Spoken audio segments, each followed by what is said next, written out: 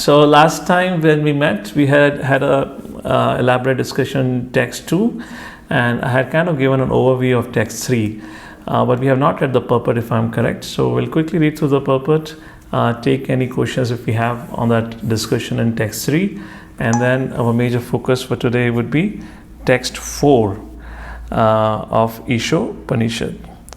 So with that as a little background, let me just come to my presentation here. All of you able to see? All right. Moving forward. Asurya nama te loka andhena tamasavratah tamste pretyabhi gachanti yeke cha atmahanojanaha. So in this third shloka, as we had discussed briefly, I will be quick with an introduction to it.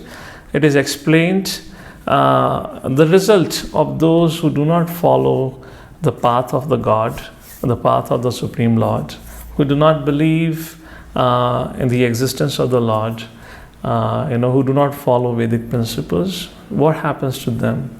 It is explained such a people are called as Asura. There are two kinds of varieties of people described in Bhagavad Gita 16 chapters, Sura and Asura. Sura, according to the definition of Bhagavad Gita, is one who follows Vedic injunctions. Sura in English can be loosely translated as demigods, devatas. Asura refers to those who do not believe in the instructions of Vedic scriptures. Rather, they follow their own mind. And generally, their goal is sense gratification, to gratify their senses. And the nature of sense gratification is such, if that's the goal of anyone's life, the person can become really, really selfish to such an extent that the person becomes so egoistic, so self-centered. A classic example of Ravana in that case, where for his enjoyment, he was willing to compromise, sacrifice his whole lineage, his whole dynasty, every single individual from his kingdom, just for the sake of his own enjoyment. And if you think about it, it's not that Ravana was a beggar, Ravana didn't have a wife or something. He had a gold palace. In fact, his whole city or his whole country was made up of gold. Had hundreds and thousands of the beautiful ladies that he had kidnapped from all over the universe. Yet his senses were not gratified. But that same Ravana, to achieve the benediction that he got from Brahma, had to control his senses and mind and to perform severe austerities for a long time. So similarly, in our life, we see in this world also, ultimately, if the goal is sense gratification, then a person is willing to cause harm to any extent and is willing to undergo any kind of austerities. But when it comes to Krishna consciousness, spiritual life, simultaneously such people would say, oh, austerities, we cannot do it. We cannot take to any kind of austerity. It's just because their goal is different than the spiritual goal. And that is what is explained here about the destination of those kind of people here. So to begin with, my first question to all of you, as we have already discussed, two things have been discussed in this shloka largely. One is Asura, those who glide down to hellish condition of life. And second concept is the killer of the soul. They are called as killer of the soul. So can anyone revise all of us? What was the definition of Asura that we have discussed? One definition of Asura I already gave, who do not follow scriptures, who do not believe in Vedic scriptures. But we had also given another definition of Asura. And second question is, what does killer of the soul means? Because it's a contradictory statement. Lord Shri Krishna in Bhagavad Gita 2nd chapter says, soul cannot be killed by anything, by anyone. Yet in this Vedic text, in fact an Upanishad, it is mentioned an Asura is a killer of the soul. So can anyone help reconcile this contradiction? So how do we go with? I see Mukundan Prabhu. Mukundan Prabhu, go ahead. Your hand is up.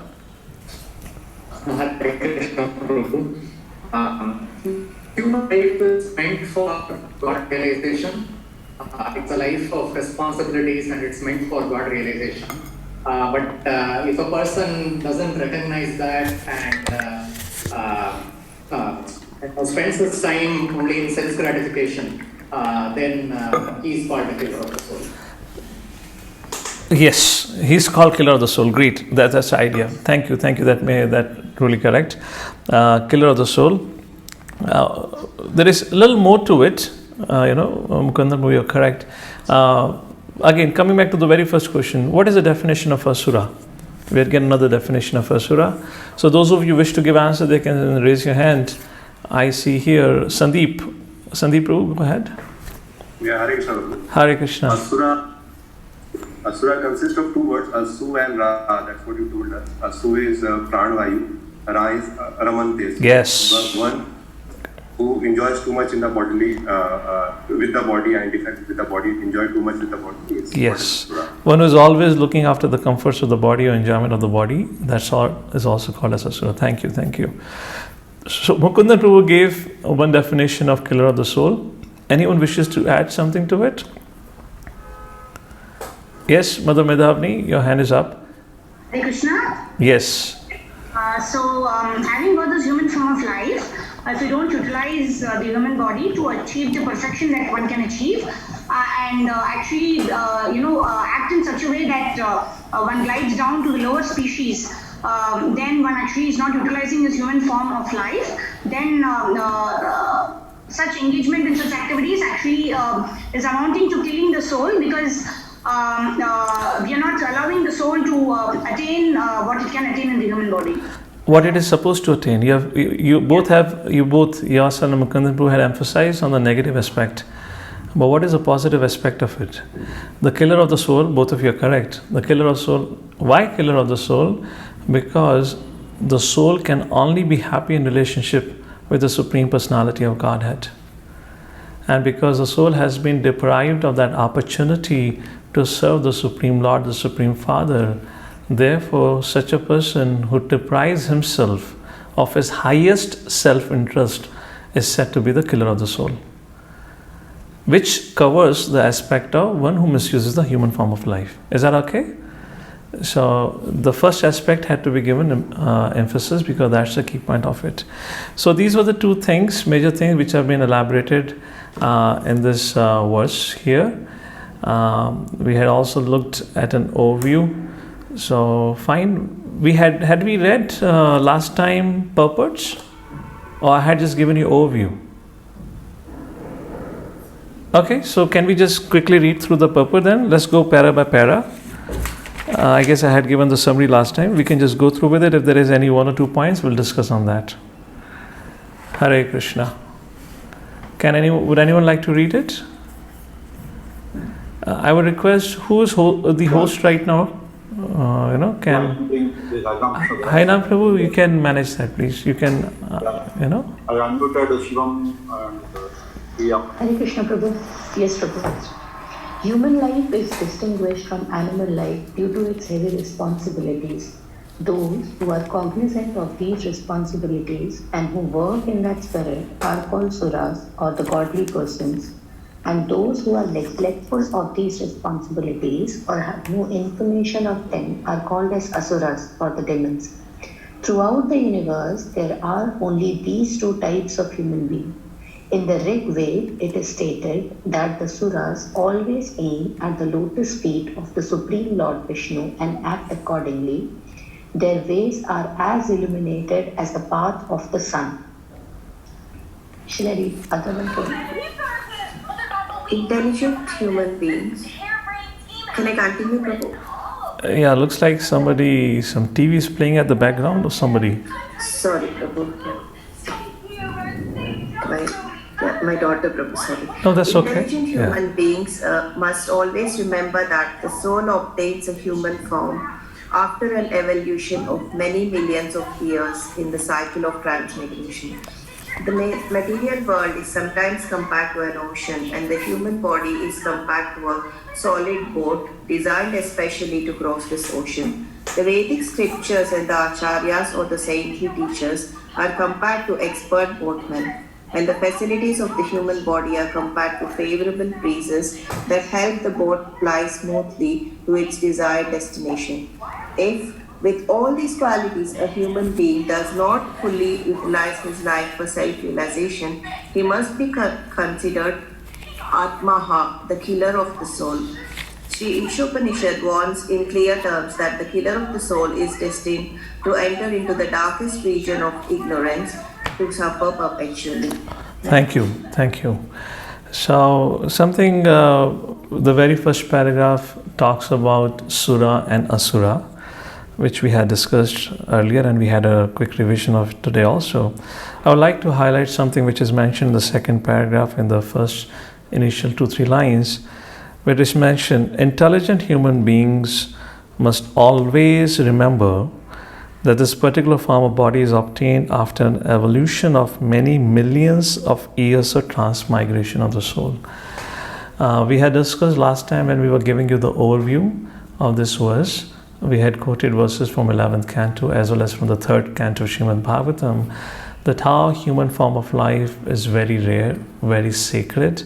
Even the devatas, they kind of aspire for a human form of life at earthly planet. That discussion I believe we had already had last time. Now here second thing is mentioned is also about the evolution. There are two kinds of evolution which are described. One is the Vedic perspective, another is the modern perspective. In modern perspective, we all know about the Darwin's evolution theory, where he says it is a species that evolves to the next species. Where he says the polar bear became a whale, and whale became something else like that. He talks about evolution of species.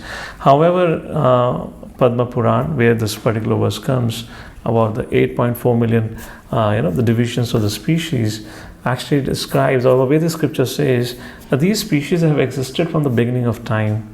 And when you read the pages of Srimad Bhagavatam, you'll find the names of, their forefathers. Actually, the fathers from whom all the species came is one of the, great Prajapatis, one of the greatest Prajapati, which means a forefather of all the living entities. One is Daksha, and Daksha's 13 daughters were married to Kashyapa Muni, and Kashyapa Muni, he was married to Aditi. We talked about it last time, how the race of demons and devatas took birth.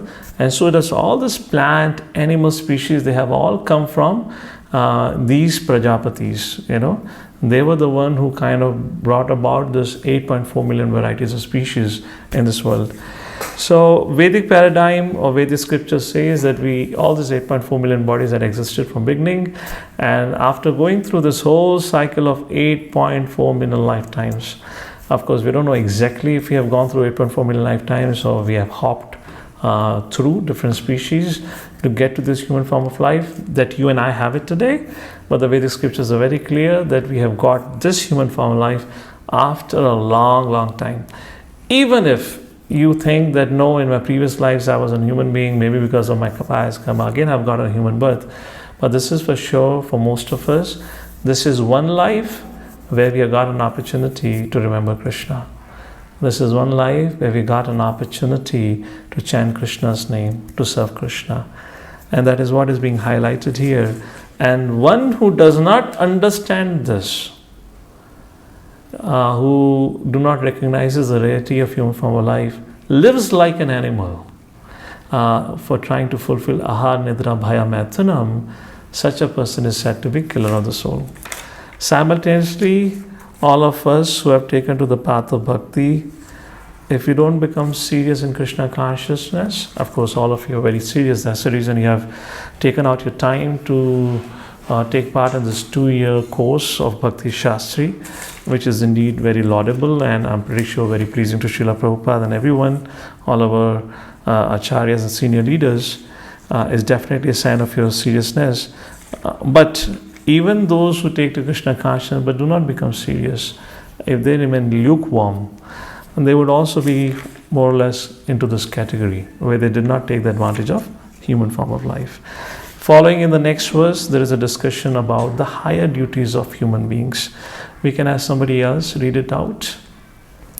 Hinapru, we can give an opportunity who has not spoken, so that way everyone gets a opportunity to take part.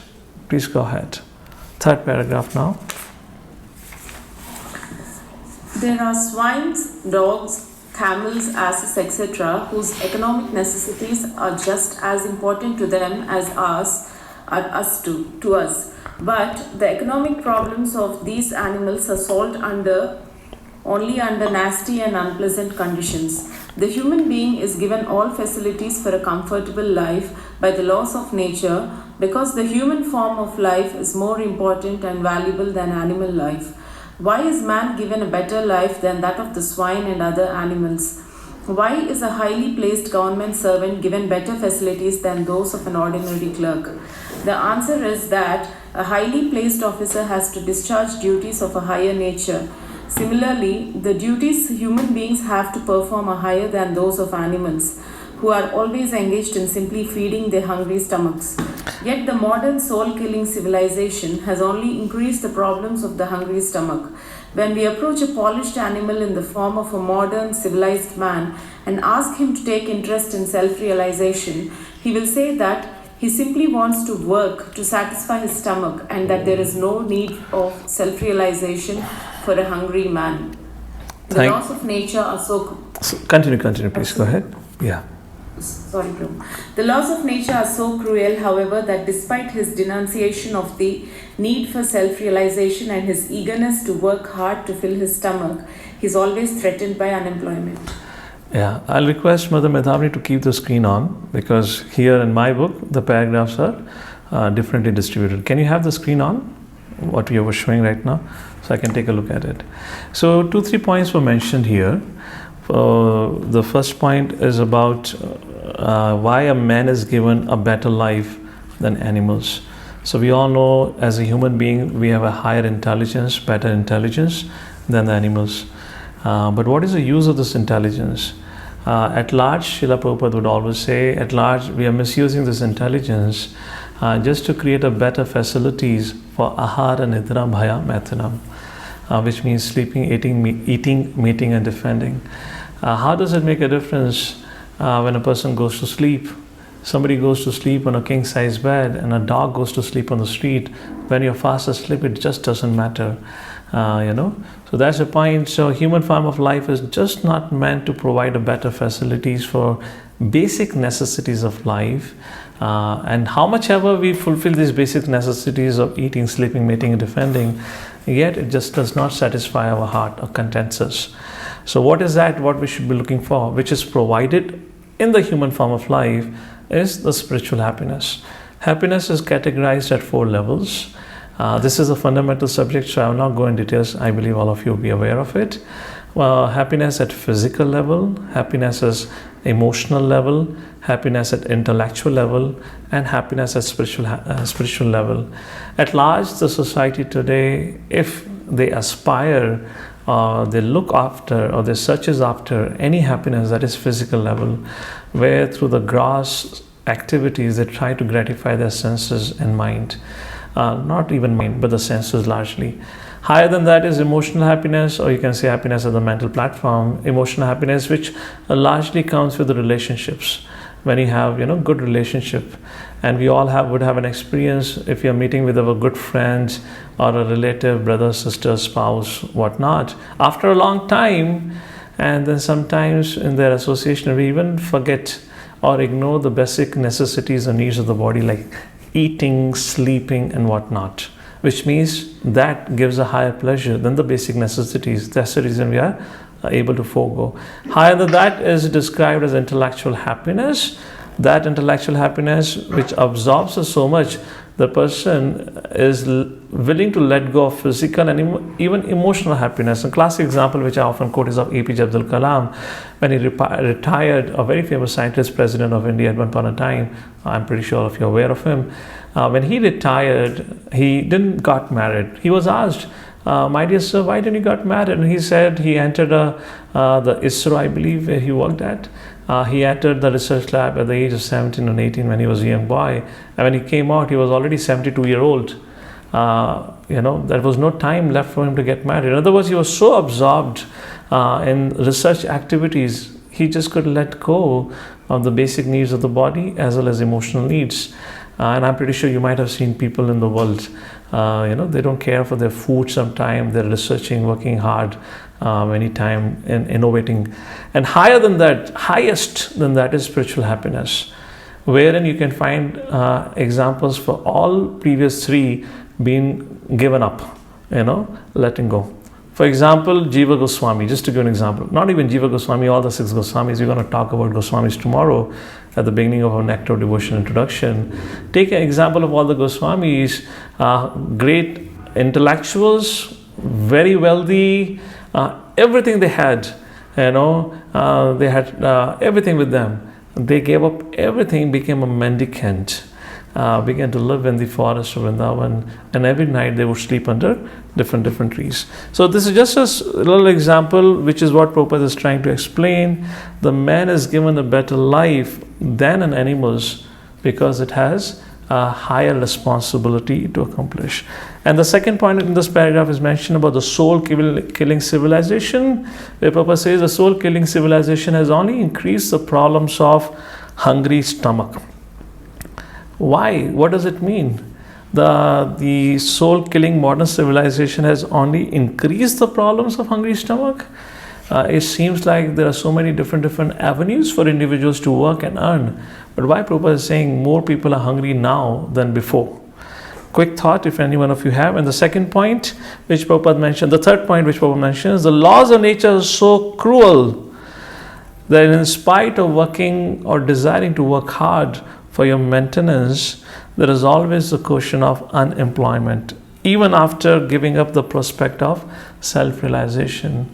So Prabhupada says laws of karma is so cruel, which means we can run away from the laws of this world, but one law, that is the law of the material nature, will not leave us. When it has to act, it will act. So here we can stop the screen. Let's take a quick feedback from any one of you.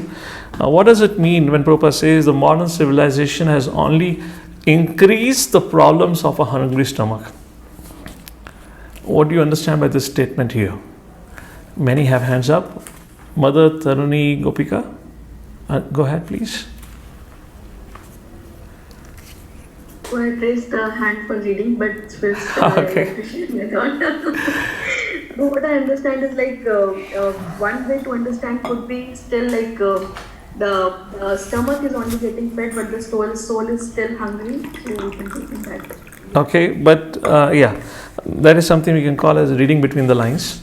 Prabhupada very clearly says hungry stomach. So I believe I had discussed this last time. So all of you, please have your hands up if you wish to answer. If your hand is up for reading, maybe you want to lower your hand down right now. So who has not spoken so far? Rudraji, Rudra Prabhu, go ahead, unmute. Unmute please. Hare Krishna Prabhu. Yes.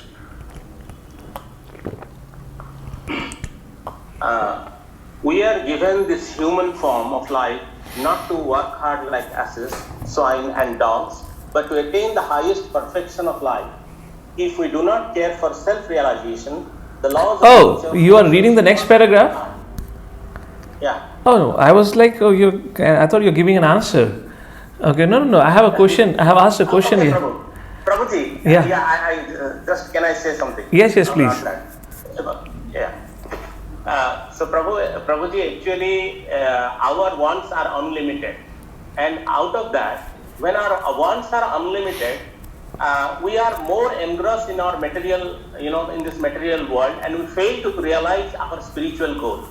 So when we think all the time about our stomach, we forget the upper part, which is the soul. And that actually leads us away from the spiritual goal and more into the material world. Thank you. That's a purport for the soul-killing civilization. But here the point is the soul-killing civilization has created a problem for the hungry stomach, which means the modern civilization, the society has created more unemployment. There is more unemployment today than before is what the point Prabhupada is making here. There are more people who are hungry here today in today's society than before. That's the point. So I see a hand from Manisha. Mother Manisha, please go ahead. I have already discussed this point. So just wanted to see how attentive you had been, if you're able to connect to it. Hare Krishna Prabhu. Prabhupada has indicated the problem of increased hungry stomach, because what I can say that increased mechanization, increased automation, plus the people have become more greedy.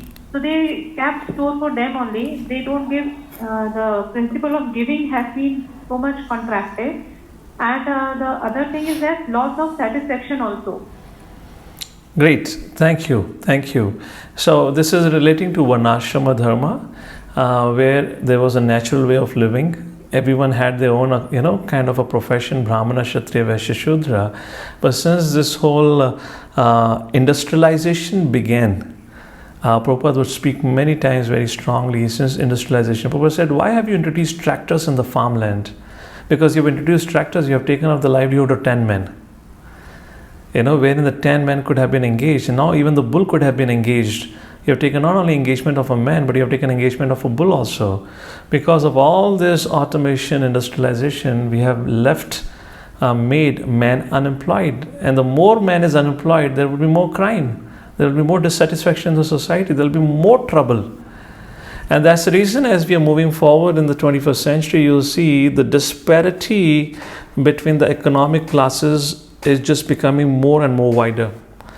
Despite of whatever theoretical attempts being made to reduce the disparity, but the richer class continues to become rich.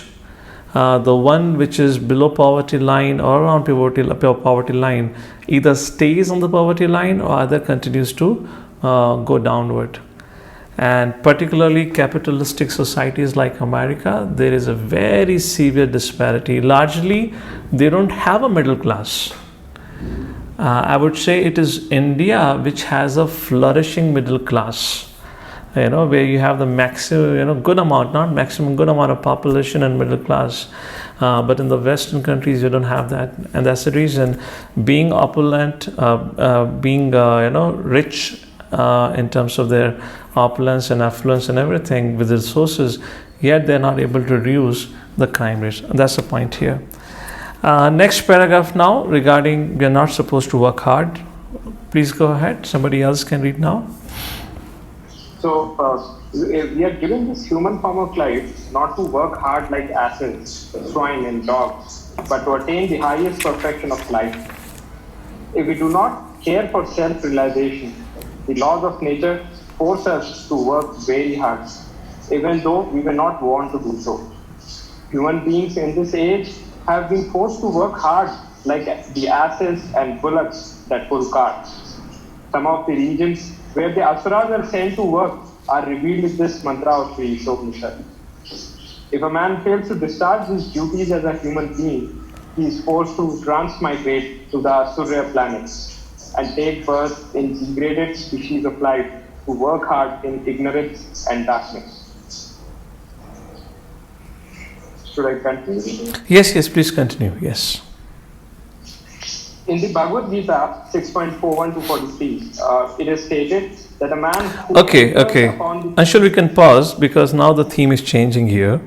So here in the previous paragraph, it is mentioned the situation have become such that the people are working so hard, even like an ass and a bull, like that is mentioned.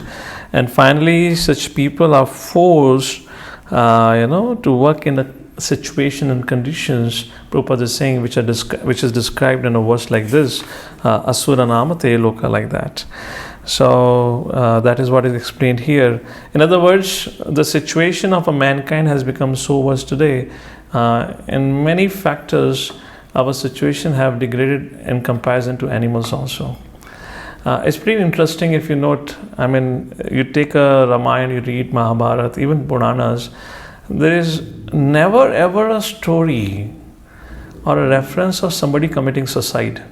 Have you ever came across any situation like this? Even in Ravana Raj, nobody committed suicide. Yes? It's not that in the rule of Ravana, people were committing suicide frustrated from his kingship. Not even under the rule of Duryodhan. But look at the condition today. People are committing suicide left and right. And what to speak about the violence which they commit to others. It's an almost everyday story now that you see in the news where the gun violence somebody going to the school or to the mall and shooting innocent people like that. So so this is a condition which is being where we have come now, like this. So in other words, among the 8.4 million species, there is a one species which is so dangerous, it is even dangerous to its own species. You have tigers. Tigers are dangerous for deer. Deer could cause trouble to maybe the plants and whatnot. But there is only one species. Tigers are not scared of tigers. Lions are not scared of lions. Elephants are not scared of elephants. But humans are so scared of humans. This is one species that has become so wild and so dangerous. And a simple example, we can't expect, even imagine to have a Janmashtami festival without having a security. Fear of what? We're living in a city. Is any lion or tiger going to come? No, we are so much fearful of same species, the human being. In one way, what else can be? Prabhupada is saying that today's condition is literally has become like a hellish condition where we're living in. Because we are kind of born and brought up in this environment, so we don't recognize what was the situation back then, what was the living condition then. As I guess I have mentioned before also, it was 1921 or 22 when the first divorce happened in India. It was published in newspaper. Now you'll say, Prabhuji, there is no news in the newspaper. So it doesn't mean the divorce is not happening. Only thing is such news are not sellable anymore. Nobody wants to pay attention to divorces because it's so common now. So that's what point is being made here, the situation now. Now the next chapter, the next paragraph onwards is about about the devotees who could not complete their devotional life. What happens to them is being described by Srila Prabhupada in the next paragraph onwards. So we can have somebody else read it out. Nitai Pran Prabhu, I see your hand up. If you wish to read, you can go ahead and read out. Next paragraph. Yes, Prabhu. In the Bhagavad Gita 6.41-43, it is stated that the man who enters upon the path of self-realization but does not complete the process, despite having sincerely tried to realize his relationship with God, is given a chance to appear in a family of Shruti and Srimata. Yeah, I'll pause here. I'll make one comment, then you can continue reading it. So here in this paragraph onward, what is the destination of Bhakta has been described. Destination of Asura has been already elaborated. So here now destination of Bhakta is described. One, he goes back to Godhead. If he succeeds and completes his spiritual journey. If he fails, Prabhupada says still there is no loss. And Prabhupada quotes chapter 6 of Bhagavad Gita, where Krishna says if one has practiced for a long time, he takes birth in the next life in a family of a Vaishnava. One who got distracted after a short practice, then he gets next birth in the board of Devatas, or he gets birth in a very rich family and given an opportunity to practice from there. There is no loss. That's the point. Please continue now. The word Suchi indicates the spiritually advanced Brahmana, and Srimat indicate Vaishya, member of mercantile community. So a person who fails to achieve self-realization is given a better chance in his next life due to his sincere effort in this life. If even a fallen candidate is given a chance to take birth in a respectable and a noble family, one can hardly imagine the status of one who has achieved success. By simply attempting to realize God, one is guaranteed birth in a wealthy and aristocratic family. But those who do not even make an attempt, who want to be covered by illusion, who are too materialistic and too attached to material enjoyment, must enter into the darkest region of the hell, as confirmed throughout the Vedic literature. Such materialistic asuras sometimes make a show of religion, but their ultimate aim is material prosperity. So, Nitai Pran, I'll add a comment here, then continue reading. Because what happened here, the paragraphs have been merged. In the book, there are paragraph a paragraph. So now the theme is changing. Destination of Bhakta is being described. Now Prabhupada goes to talk about false religionist. And this is where we had concluded last time. We talked about, the false religionist, where we have to be careful, who make a show of being religious minded, but yet they are not. They're actually trying to cheat sincere practitioners by trying to live between them by externally making a show of a spiritual life. That is what Prabhupada calls. They are called as materialistic asuras. Please read is about false religionist. That is what has been described here. Continue reading. The Bhagavad Gita, chapter 16, 17 and 18 verse, reverts such a man by calling them Atma Sambhavita, meaning that they are considered great only on the strength of deception and are empowered by the votes of the ignorant and by their own material wealth. Such asuras, devoid of self-realization and knowledge of Ishvara, the Lord Universal Proprietorship, are certain to enter into the darkest regions. Yes. Finally, we come to the conclusion where Prabhupada brings about the point that the material problems would always continue to persist. We'll see as our discussion of Isopanisad continues, we'll talk about, there are certain religions, we're going to talk about religions very soon now, from the text number 4 onwards. There are certain religions where the whole goal is social service. You would always see them on the ground doing charitable activities, feeding the poor and whatnot. But Prabhupada would often make a point that material problems would always continue to exist. And think about it. Can you really remove the poverty or hunger? It is an onus on a leader. And if a leader is adharmic, then the laws of the nature would also not assist that person, and the poverty and the hunger will continue. So how many men, for how much time can you continue to feed? That really doesn't serve the purpose. So the point that Prabhupada brings out in the concluding statement is, do not just live your life trying to solve the bodily issues or the problems pertaining to the body that we have. Rather, try to solve the problem pertaining to your existence in the material world. Why are we existing in the material world? We're existing here because of our free will, the misuse of the free will, because of our enviousness of the Supreme Lord that has resulted in the ignorance, ajnanata of our true nature, the true existence in relation to the Supreme Lord. And that is what Prabhupada says, that's a real problem, the real problem of being in the prison house. And our goal as a human being is to come out of the prison house, to come out of the material world, not to make a better facility for living within this world, just to bring about some satisfaction for the body. Because this body, this vehicle is going to be with us for a short duration, and we don't even decide the duration. We can be called out to quit this vehicle at any point of time. I'll make one point and then we'll read the paragraph to conclude it. Srila Prabhupada was giving a lecture. It was a new center opening lecture where Prabhupada was invited. It was a rented house, a rented apartment facility. Of course, back in those days, most of our properties were rented out.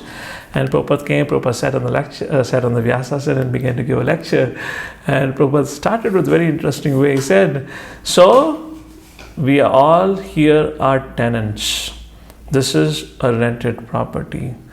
Similarly, we as an individual soul are tenant in this body. Just like the owner of this house can anytime and can ask us to leave this property, similarly the owner of the body can anytime send us an eviction notice and will be forced to leave the body. Just like you will be forced to leave the house once the eviction notice comes, similarly we'll have to give up this body. In other words, where we live in is a rented property, and how we are able to rent it out is based on our karmic balance bank account, which is determined karmana deva naitrena by the higher powers. And that is a point Prabhupada brings out. Focus on spiritual aspect and move forward in that direction should be the goal of life. So somebody please read out the concluding paragraph, the conclusion. Mother Sneha, your hand is up. Please go ahead. Hare Krishna, the conclusion is that we are not meant only for solving economic problems on a tottering platform, but we are also meant for solving the problems of the material life into which we have been placed by the conditions of nature. Yes, thank you. So with this, our first section of Isopanisad ends, and now we'll move to the second section. Let me just quickly run through the presentation that we had. We had already discussed all this aspect. Religious pretender, don't kill. This was probably the last slide. And this is your chart. We'll quickly look through it. that two kinds of people, Sura and Asura, and these are the three things at large has been discussed. Godly. Who are they? They are the one who are cognizant of their responsibility as a human being and work in that spirit. What are they called? They're called as Sura. What is their goal of life? Is the lotus feet of Lord Shri Krishna. Why should we be godly? Why should we become God conscious? First, it's a rare human form of life. These are all the points from Srila Prabhupada's purport. And Prabhupada had given this analogy quoting the verse from Srimad Bhagavatam 11th canto that we had already quoted here. That how this body acts as a boat and etc. etc. Why should we be God conscious? This human form of life offers a facility for better life. And Prabhupada gave an example of government officers versus clerk. Why are government officers given better facility? Because they have high responsibilities to perform. Can solve all problems, and the foremost problem that needs to be solved or addressed in the human form of life is birth, death, old age and disease, becoming freed from it. What about demoniac? Who are they? They are the one who are neglectful of human responsibility. What are they called? Asura Atmaha Atma Sambhavyataha. Who are they called? Why are they called so? Atmaha, because despite of all the facilities given in human form, they still live on an animalistic platform. They consider great on strength or deceptive and empowered by votes of ignorant on own wealth. This is about false religionists. What are their characteristics? They make a false show of religion. They don't even make an attempt to practice spiritual life. They're covered over by jnanata illusion, and in nature, in their desires, they're too attached to material enjoyment. An example, Prabhupada gives a modern soul-giving civilization. And what are the destination of both Sura and Asura? Sura, if they are successful, they go back to Godhead. If they are unsuccessful, they still go back to Godhead, but maybe in a span of 1 or 2 lifetimes. Those who are demonic, Asura, Prabhupada says they always have a threat of unemployment because they're part of modern soul-killing civilization. That paragraph is being brought about. They're always worried about hungry stomach, and not only they have to wait for their future destination, even in this life, and they really work hard like an ass, literally like an hellish living condition. And then later on, after this life, they are pushed into a degraded species. Here we conclude our text 3, which reveals the punishment of negligence of Ishavasya principle. Focus was human form of life is a life of responsibility, therefore a gift. We should focus the need to engage this rare human form of life in the process of self-realization. And this is a prayer that we can make to the Lord to help us understand our higher intelligence and properly engage in the areas where it helps us. It fulfills our real self-interest. With this, we complete our text 3. These slides I had already shown last time, so I'll move to the next text number 4 now. And now from text number 4 onwards, in text number 4 and 5, there would be a discussion on who is an Ishvara. See, text 1 to 3 talked about Ishavasya principle, right? Ishvara is there. Follow the orders of the Ishvara. If you don't follow, you are punished. So, but obvious question would be asked, what are the characteristics of that Ishvara that is being described in text number 4 and 5? After that, who can understand this Ishvara? Who can know him? What are the qualities of the person who can understand Ishvara? That is described in text number 6 and 7. And text number 8 describes how to understand what are the different attributes of Ishvara, which is a classic verse of Achintya Bheda Abheda Tattva. And then from text number 9 to text number 14 are different kinds of misconceptions about Ishvara. Right understanding and misconceptions about Ishvara are being addressed. And then from verse number 15, 16, 17 and 18 in the last 4 verses, and now the speaker of this, speaking to Yajna Purush, he offered prayers that, my dear Lord, kindly give me your darshan, kindly remove your effulgence. And concluding prayer is May you remember all the sacrifices I have performed my whole life in serving you, so that you make me remember yourself at the end of life. And like this, Isopanisad flow continues. So let's take a look at text number 4, where we're going to talk about the attributes of who is Ishvara, how is Ishvara defined in the Upanishad. Anejadekam manaso javiyo naina devapnuvan purvamashat tadhavatunyanatyeti tishtat tasmin apomatarishvadadati. Anejadekam manaso javiyo.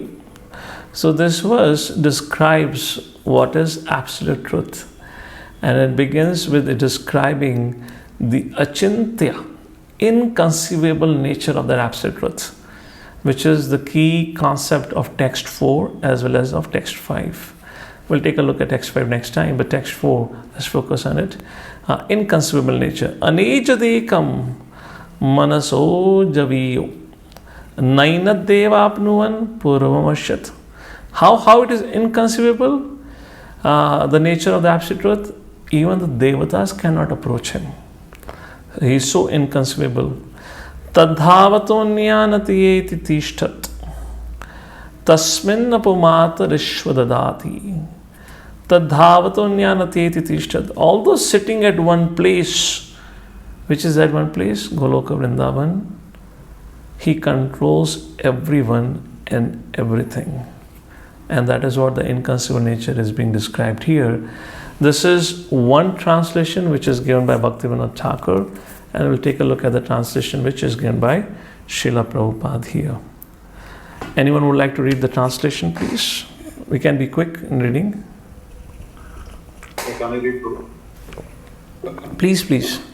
Although fixed in its abode, personality of Godhead is swifter than the mind and can overcome all others running. The powerful demigods cannot approach him. Although in one place, he controls those who supply the air and rain. He surpasses all in excellence.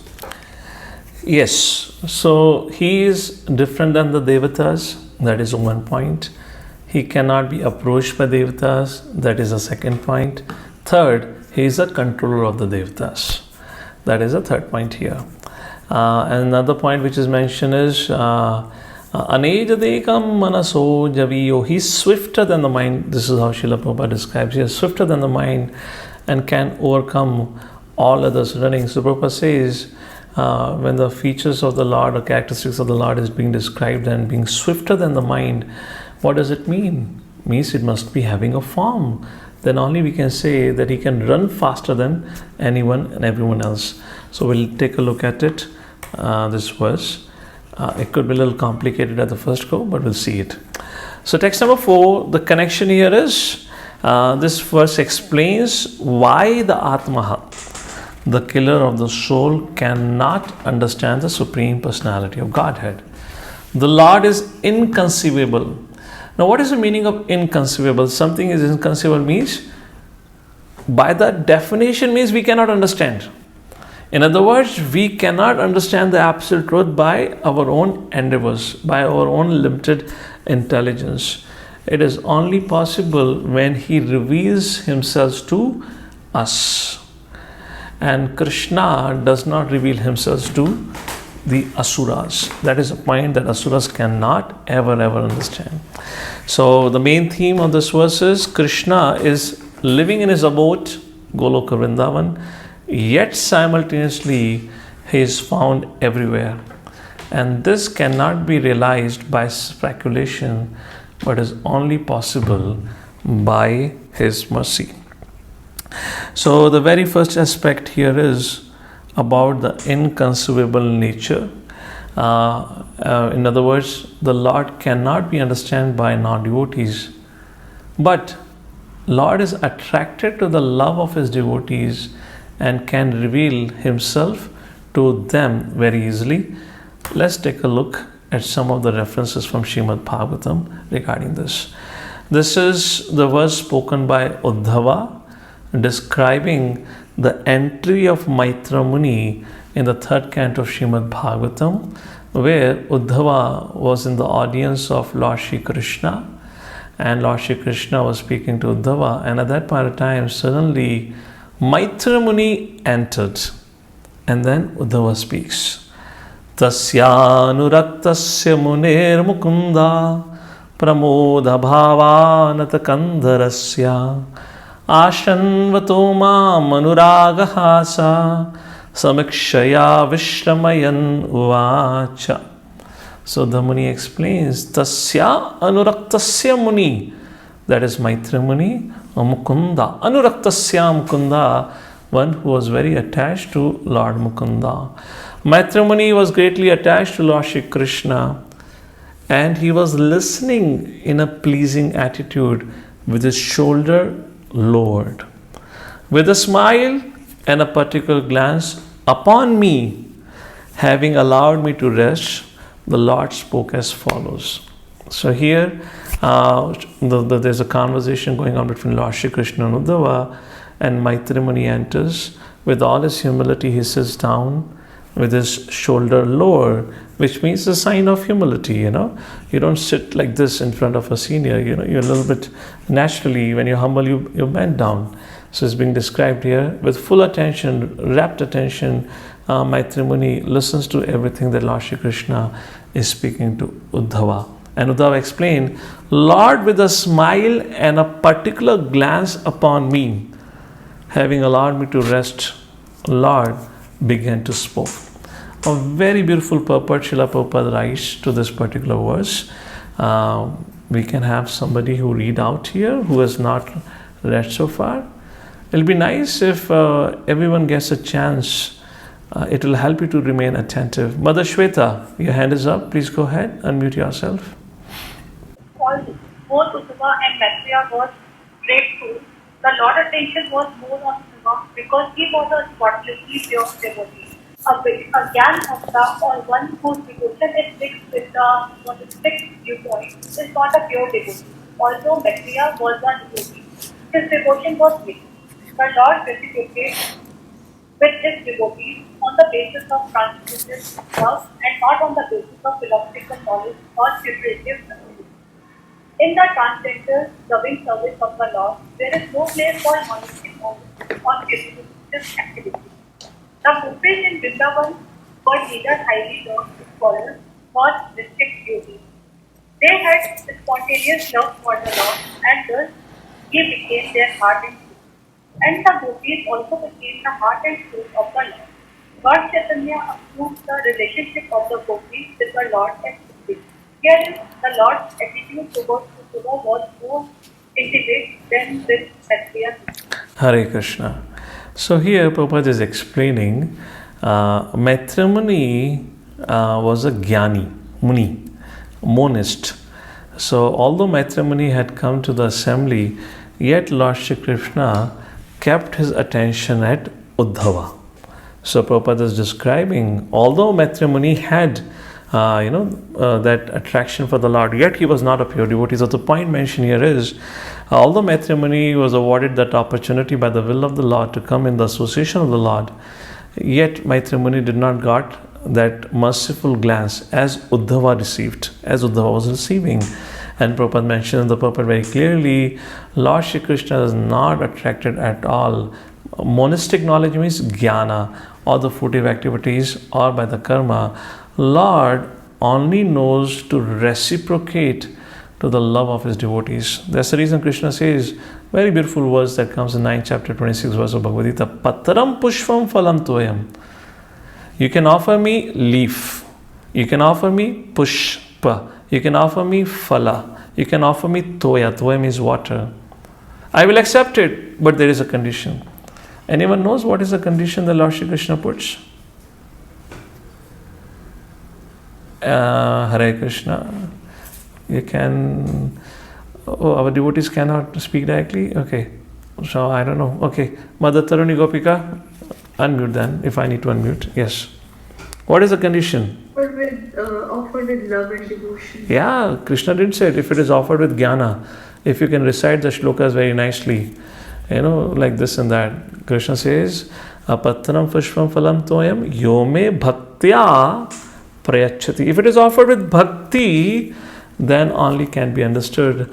And that is a point which will be elaborated very beautifully in the purports of Srila Prabhupada, in Bhagavad Gita. Here, right now, the verse that we are discussing, the point is the Lord's inconceivable. The Lord is inconceivable is being described in the shloka. And Prabhupada builds a purport with how do we understand the inconceivable nature? It is not understandable. It is impossible to be understood by anyone. And Prabhupada gives different reasons for it. And we are beginning our discussion with how devotees of the Lord like Uddhava could access Lord Shri Krishna's grace so easily because of his loving affection or devotion towards Lord Shri Krishna. There's a beautiful verse. I'll continue a little bit with some of the Bhagavatam verses to build up on this theme. Then ahead, Uddhava speaks, and Uddhava talks now about the contradictory quality in the Supreme Lord. So here inconceivable nature is mentioned. Why Lord is inconceivable at times? Of course, there are many reasons. One of the reasons is inconceivable. It indicates that we cannot understand Him by our mundane logic. If we are trying to understand Lord by the rules of Varnashrama, by the rules that are given for our sustenance, then also we cannot understand the Supreme Personality of Godhead. Why? Because He, being the Supreme, can act independently. Like a simple example Prabhupada will give. When a prisoner is sent to the prison house, his dress is changed. He is chained and is put behind the prison bar. But if the head of the state goes to the prison house, now would he be chained? His dress would be changed? No. He is Swarat. He has created the system. He will not get affected by it. So this very famous verse of Srimad Bhagavatam talks about that contradictory nature which is found in the absolute truth. Karmanyanihasya bhavo bhavasyate durgashayothari bhayat palayanam kalatmano yat pramadayutashrama swatmen rate kityati dhirvidam hiya. Karmanyanihasya, you do not have any work to perform. Oh, wait a second. Oh, yeah, that's the translation. Yeah. Karmanyanihasya, you have nothing, no work to perform, yet you perform, activities. Bhavo bhavasyate durga shrayothari bhayat palayanam. Thari bhayat palayanam. Kalatmano, you are the master of the kala, the time factor which devours everything, of whom everyone is afraid. Yet, bhayat palayanam. Palayana means to run away. Bhayat, out of fear, you ran away when you were fighting with Jarasandha. How do we understand? Bhavo bhavasyate, you are unborn, yet you take birth. You do not have any desire, yet you perform activities. Yat pramadayutashrama swatmen rati. Swatmen rati means you are self-satisfied, yet you have conjugal affairs. Khidyati dhira vidam hiya. Dhira means sober person, intelligent person can be indicated. Their intelligence gets bewildered when they look at the contradictory activities of yours. How do we understand this? Once again, a very beautiful purport. Would anyone like to read here who has not read? Again, my humble request, all of you should take part, just so that you stay awake. Okay, I would say this is the much needed condition for you to stay awake. So we have devotees. Yeah. Okay. Mother Sneha, have you spoken? Have you read so far? No, I haven't spoken. Oh, okay. Please go ahead, Mother Sneha. Yeah. Pure devotees of the Lord are not very much concerned with philosophical speculation in regard to transcendental knowledge of the Lord, nor is it possible to acquire complete knowledge of the Lord. Whatever little knowledge they have about the Lord is sufficient for them, because devotees are simply satisfied in hearing and chanting about the transcendental pastimes of the Lord. This gives them all transcendental bliss. Once again, the aspect of loving devotional service is emphasized, not to become a jnani. Prabhupada continues in the purport. We can have somebody else read now the next paragraph. There is no difference between the personality of Godhead and the impersonal Brahman. How then can the Lord have so many things to do, whereas the impersonal Brahman is stated to have nothing to do either materially or spiritually? If the Lord is ever unborn, how then is he able to? Is he born? I mean, that is blocking my view. Anyway, Vasudeva and Devaki. He is fearful even to Kala, the supreme fear, and yet the Lord is afraid of fighting Jarasandha and takes shelter in a fort. How can one who is full in himself take pleasure in the association of many women? How can he take wives and just like a householder take pleasure in the association of family members, children, relatives and parents? All these apparently contradictory happenings bewilder even the greatest learned scholars, who thus bewildered cannot understand whether inactivity is a fact or whether his activities are only limitations. So here, which we're going to discuss now, we will discuss all this post break. I'm just building up the subject matter here right now on the subject of inconceivability. When we say inconceivable, then people try to conceive the inconceivable based on their ability. And that's the reason we have 6 systems of philosophies, as we spoke in the introduction of this book, where those 6 systems of philosophies are nothing but the realizations of the authors of those philosophy about the inconceivable nature of the Lord. And that's therefore they concluded different aspects of it. And one such aspect which is highlighted again and again in the purpose of Srila Prabhupada from now on would largely be a discussion is about Lord being formless, or does it have a form? Now this debate just does not restrict within the Vedic paradigm. As we say, Shankaracharya wrote Sharirika Bhasya and declared Lord to be formless, Brahman to be civil supreme, and this material world to be Jagan Mithya. It does not exist, non-existent. All right, that had happened maybe several centuries before, but even the modern religions that we know of, you take of any of the Abrahamic religion for that reason, or even of any other religions that we know of, modern religion largely, Jainism, Buddhism, Sikhism, anything and everything of that sort, they are somewhere either directly speaking about the Supreme Lord as Brahman, which means formless, or a subset of it. And a subset of it means nothing exists, and all other atheistic theory that can come around it. So modern religions also at large believe the Lord is formless, and that's the reason we'll see, except for Hindu temples, just to call it Hindu in that purpose, in that context, you will see any of the religions don't have deities. Yes or no? Have you ever been to mosque? Have you ever been to church? Have you ever been to what they call as the Jews' place of worship, Torah, if I'm correct? No, Torah is a sacred book, if I'm correct. Gurudwara for that reason. The temple of fire, what is that? What is that? Who do we call that? Zoroastrians, yes, Zoroastrians, right? In Bombay also have seen, there is right next to Chopati, there is this temple of fire. So if you go to any of these places of worship of all the modern religions, you will not find any form of the Lord. Synagogue, correct, thank you Manishji. Synagogue, you will not find any deities, any form. They all the modern religions, if you see at large, have an understanding of Lord as in the context of formless.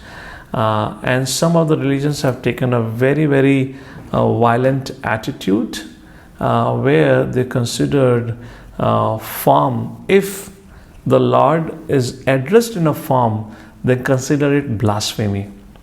Therefore, I'm not going to go into details of it at now, but maybe sometime later on we can discuss. Therefore, you'll find in some religions, destroying the temples, destroying the deities is considered an act of great honor, because they think if you represent the absolute inconceivable into the form, then it's a great blasphemy.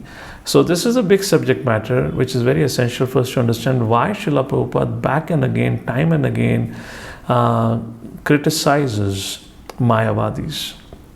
where Mayavadi says that Lord is formless. We will discuss that discussion. And Prabhupada is saying in this, the verse or paragraph that we are saying, the Lord is actually both. There's no difference between the Supreme Lord and the impersonal Brahman. In fact, impersonal Brahman is nothing but an energy of the Supreme Lord. We'll see that post break. Let's complete this paragraph here. Jai Prabhu, go ahead. You can read the second paragraph. Is it visible now? Yeah. The solution is that the Lord has nothing to do with anything mundane. All his activities are transcendental. This cannot be understood by the mundane speculators. For the mundane speculators, there is certainly a kind of bewilderment, but for the transcendental devotees, there is nothing astonishing in this. The Brahman conception of absolute truth. Can you scroll down? Oh, actually, yeah. I'll read out because I have just copied the text of the Veda base. So bear with me. The Brahman conception of the absolute truth is certainly dash, which I can't read now, of all mundane activities. But the Para Brahman conception is full with transcendental activities. Go ahead. Oh yeah, we can see here. The second line. One who knows. Jai, go ahead. One who knows. One who knows the distinction between the conception of Brahman and the conception of Supreme Brahman is certainly the real transcendence. There is no bewilderment for such transcendentals. The Lord himself also declares in Bhagavad Gita 10.2, even the great sages and demigods can know hardly anything about my activities and transcendental potencies. The right explanation of the Lord's activities is given by Grandfather Bhishma Dev as follows. So this verse is a very classic verse of Srimad Bhagavatam. Again, this is coming in a context where Yudhishthira Maharaj begins to ask Bhishma Pitama the reasons for all the things that happen with them in their life, and he's taking instructions. So the very first thing Bhishma Pitama began to explain, Yudhishthira Maharaj, you're not to be blamed for what all happened at the war. And here he says, Nahi yasya karichid rajan puman veda vidutsitam yet vijignasaya yukta muhiyanti kaviyopihi. Muhiyanti means bewilderment. Kaviyopihi, kavi means the learned people or the learned person. Even they are bewildered. Nobody can understand the plan of the Lord, the will of the Lord. It is very, very difficult. It does not mean the devotee, pure devotee of the Lord cannot understand, but it is referring to here, particularly the learned, the jnanis. We cannot understand Lord by our will, but if Lord wants to reveal to us, then Lord reveals. As Krishna says, Sarvasya Chaham Hidi Sannivishtum Mataha Smriti Jnanam Apohanam. So from him comes knowledge, forgetfulness and ignorance, like that. So that's the point here. So in these two verses we saw that how Krishna reciprocated with Uddhava, not with Maitreya Muni, because Uddhava was his pure devotee. Maitreya Muni was still a monist, still a jnani. So Krishna did not look at Maitreya Muni right now. That will happen later on when Maitreya Muni undergoes a transformation. But Uddhava was not as learned as Maitreya Muni. Yet Lord Shri Krishna offered his merciful glance at Uddhava and spoke to Uddhava. And Prabhupada explained the purpose just because Uddhava was pure devotee. And you don't need to be a very learned in scriptures, but we need a service attitude. And Prabhupada quoted an example of gopis. And then second verse we saw, the 16th verse in the same chapter, about the contradictory qualities, activities of the Lord. It cannot be reconciled on the platform of knowledge. It can only be reconciled only when we understand the absolute truth is absolute and there is no contradiction in his activities. Whatever he does, it does with a certain purpose to fulfill and for the betterment of everyone. So devotees can understand the Lord, but demons in no condition can understand the Supreme Personality of Godhead. There's another verse from the 3rd canto, 19th chapter, verse number 24. Now the discussion is going on between, another discussion going between. This is right now Hiranyaksh. The discussion about Hiranyakashipu and Hiranyaksh is going on. And here Hiranyaksh, when he saw the Varaha avatar bringing forth the drowning earth from the Garbhodak ocean, when he brings back and puts it back into the orbit, now this demon attacks Varahadev and he tries to embrace not a loving embrace, but he wants to choke the opponent, and that is being described here. What happened when Hiranyaksha tried to embrace the Supreme Personality of Godhead? Trust me, this embrace was very different than the embrace the Mother Yashoda or Madhumangal, Balaramji and the gopis would give to Krishna. What was the embrace? Let's take a look at it. Vinastasu swamayasu bhuyaschavracha keshavam rusopaghuma no mam dadashe avasthitam bahi. When the demon saw his magic forces dispel, he once again came into the presence of the Lord, and full of rage he tried to embrace the Supreme Personality within his arm to crush him. But to his amazement, he always found the Lord standing outside the circle of his arms. Anyone remember the character in Krishna Leela who had come to attack Krishna along with Jarasandha at Mathura? You have to raise your hand, okay? And then Krishna's chariot was right in front of that chariot of that demon, and Krishna walked down from his chariot and he began to walk towards this demon. And this demon also got down from his chariot, and he thought, okay, Krishna is coming for a fist fighting, and he's eagerly waiting. Krishna came nearby, and even without looking at this demon, he walked past by him, and this demon was completely surprised. This is the greatest insult. The greatest insult is not when you speak harshly, is when you ignore the person. And he felt so insulted, and then he began to chase Krishna. Krishna was walking and this demon was running at his full speed. And there Vishwanath Chakravarti Thakur makes a comparison. Mother Yashoda, a household lady, she was chasing after Damodar.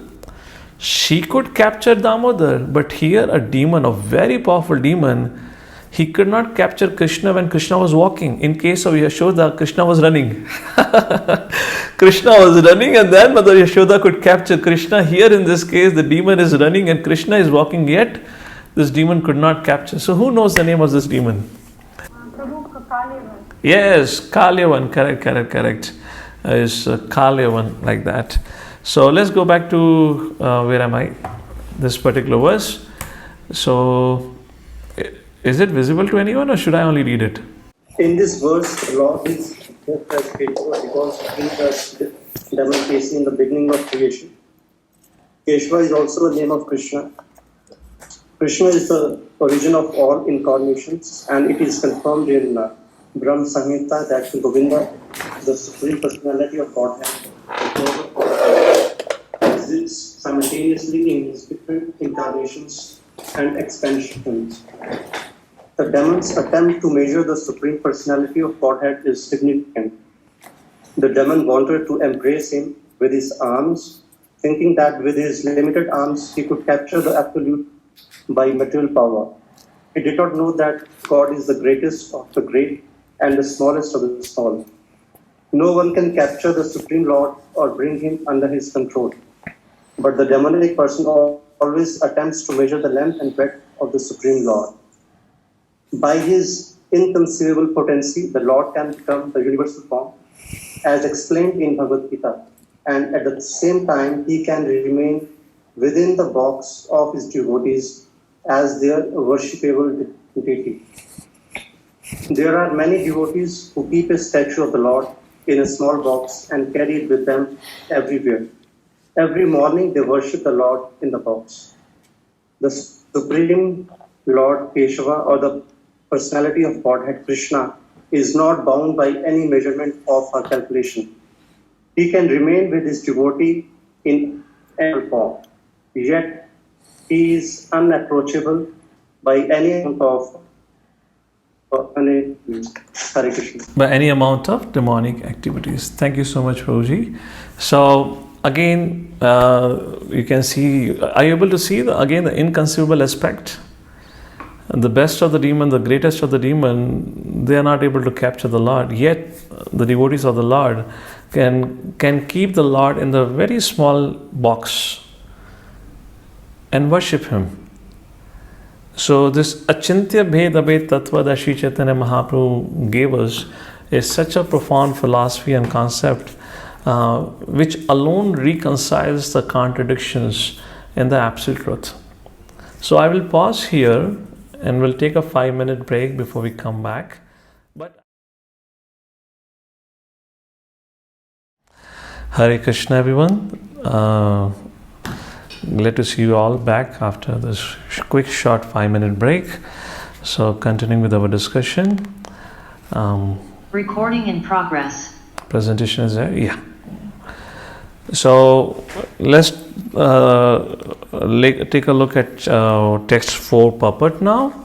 So these are some of the key points which are being discussed by Srila Prabhupada in the purport. We'll take a look at it. First, absolute truth cannot be understood by speculation. Second, revelation helps us understand God and His energies, which means only by His mercy we can understand. Energies non-different yet different. Fourth, as we are limited, we can understand unlimited only through His revelation. And the fifth, very important aspect of Prabhupada's purport for this text 4, play a part and you will be given understanding. So we'll take a look at it. We'll also try to, it's a small purport, not a big, just 4-5 paragraphs. We'll also try to quickly cover the paragraph here. So once again, just to kind of quickly revise what we discussed in text 4, we are talking about, as the verse talks about, the inconceivable nature of the Lord. The Lord is a person, and understanding Him is beyond our comprehension because of His inconceivable, and also we discuss about contradictory natures from the pages of Srimad Bhagavatam. So, as the purport continues, in the very first paragraph, purport talks about that absolute truth cannot be understood by speculation. Before we look into it, I'd like to draw your attention to Bhagavad Gita. In Bhagavad Gita, chapter number 7, Lord Shri Krishna explains Arjuna, Matha parataram nanyat kinchid asti dhananjaya mai sarvamidam protam sutre maniganaiva. Hey Arjuna, I am the cause of all causes. That Krishna will say in the 10th chapter, Aham sarvasya prabho matha sarvam pravartate. Matha parataram nanyat, which means I am the sustenance, I am the root, I am the source of everything. Everything sustains because of me. And Krishna gives an example of a neck bead. Mai sarvamidam protam sutre maniganaiva. Just like the neck bead is holding together because of a fine thread which has tied all the beads together. Similarly, if you look at in the universe, maybe go and spend some time in the evening hours and look into the sky. The hundreds, thousands, millions and unlimited cosmic entities, including our planet Earth, is floating in the sky. How is it possible for such a huge cosmic machine which holds 7 billion plus human population and probably unlimited population of other living entities and species found in the sky, land and in the ocean? And then you have vast oceans, huge mountains like Mount Everest, and then you have so much construction done by the mankind on this planet.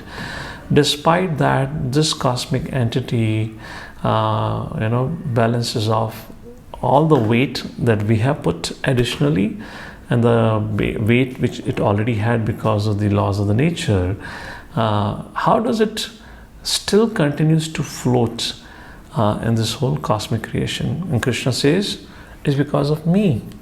I am the source, I am the cause because of it. So when Krishna spoke like this in 7th chapter, Arjuna began to wonder, because Krishna said, I am actually present everywhere. Because of me everything is functioning. So Arjuna said, if you're present everywhere, then why I'm not able to see? What's the reason? How many of you have heard this kind of a question where people say, if you show me, then I'll believe? Yes? No? You might have had this encounter in your preaching or outreach. People say, show me. Whenever somebody challenges you, now this is one answer that you wish to give. Of course, we'll discuss many such questions in our Bhagavad Gita study, but I thought I'll bring to your attention. Why we are not able to see God? Krishna says, Tribhir gunamair bhavir ebhi sarvam idam jagat mohitam na vijahanati mamebhya paramavayam. Krishna explains in the 13th verse of 7th chapter, Arjuna, because everyone is covered by the curtain of illusion or the curtain of Maya. Everyone's vision. Now you may say there is nothing in front of our physical vision. There is nothing. No, it's not. Krishna is not talking about curtain in front of our physical vision, in front of our consciousness. We don't see. We don't see with our eyes. Eyes is just a mere instrument. If we think that we only see with our eyes, so my question to all of you is, does the blind man does not see? Does the blind man sees or not? Even the blind man sees through his touch, yes or no? And now you have a sense of touch machines where he can touch and figure out what's going on. So we see or we act through different senses. Again, this is again a subject matter of analysis which we do it in Bhagavad Gita. But the point is we don't see only with the eyes. Eyes is just an instrument. Even if it is spoiled, we still see, continue to see through our different sense organs.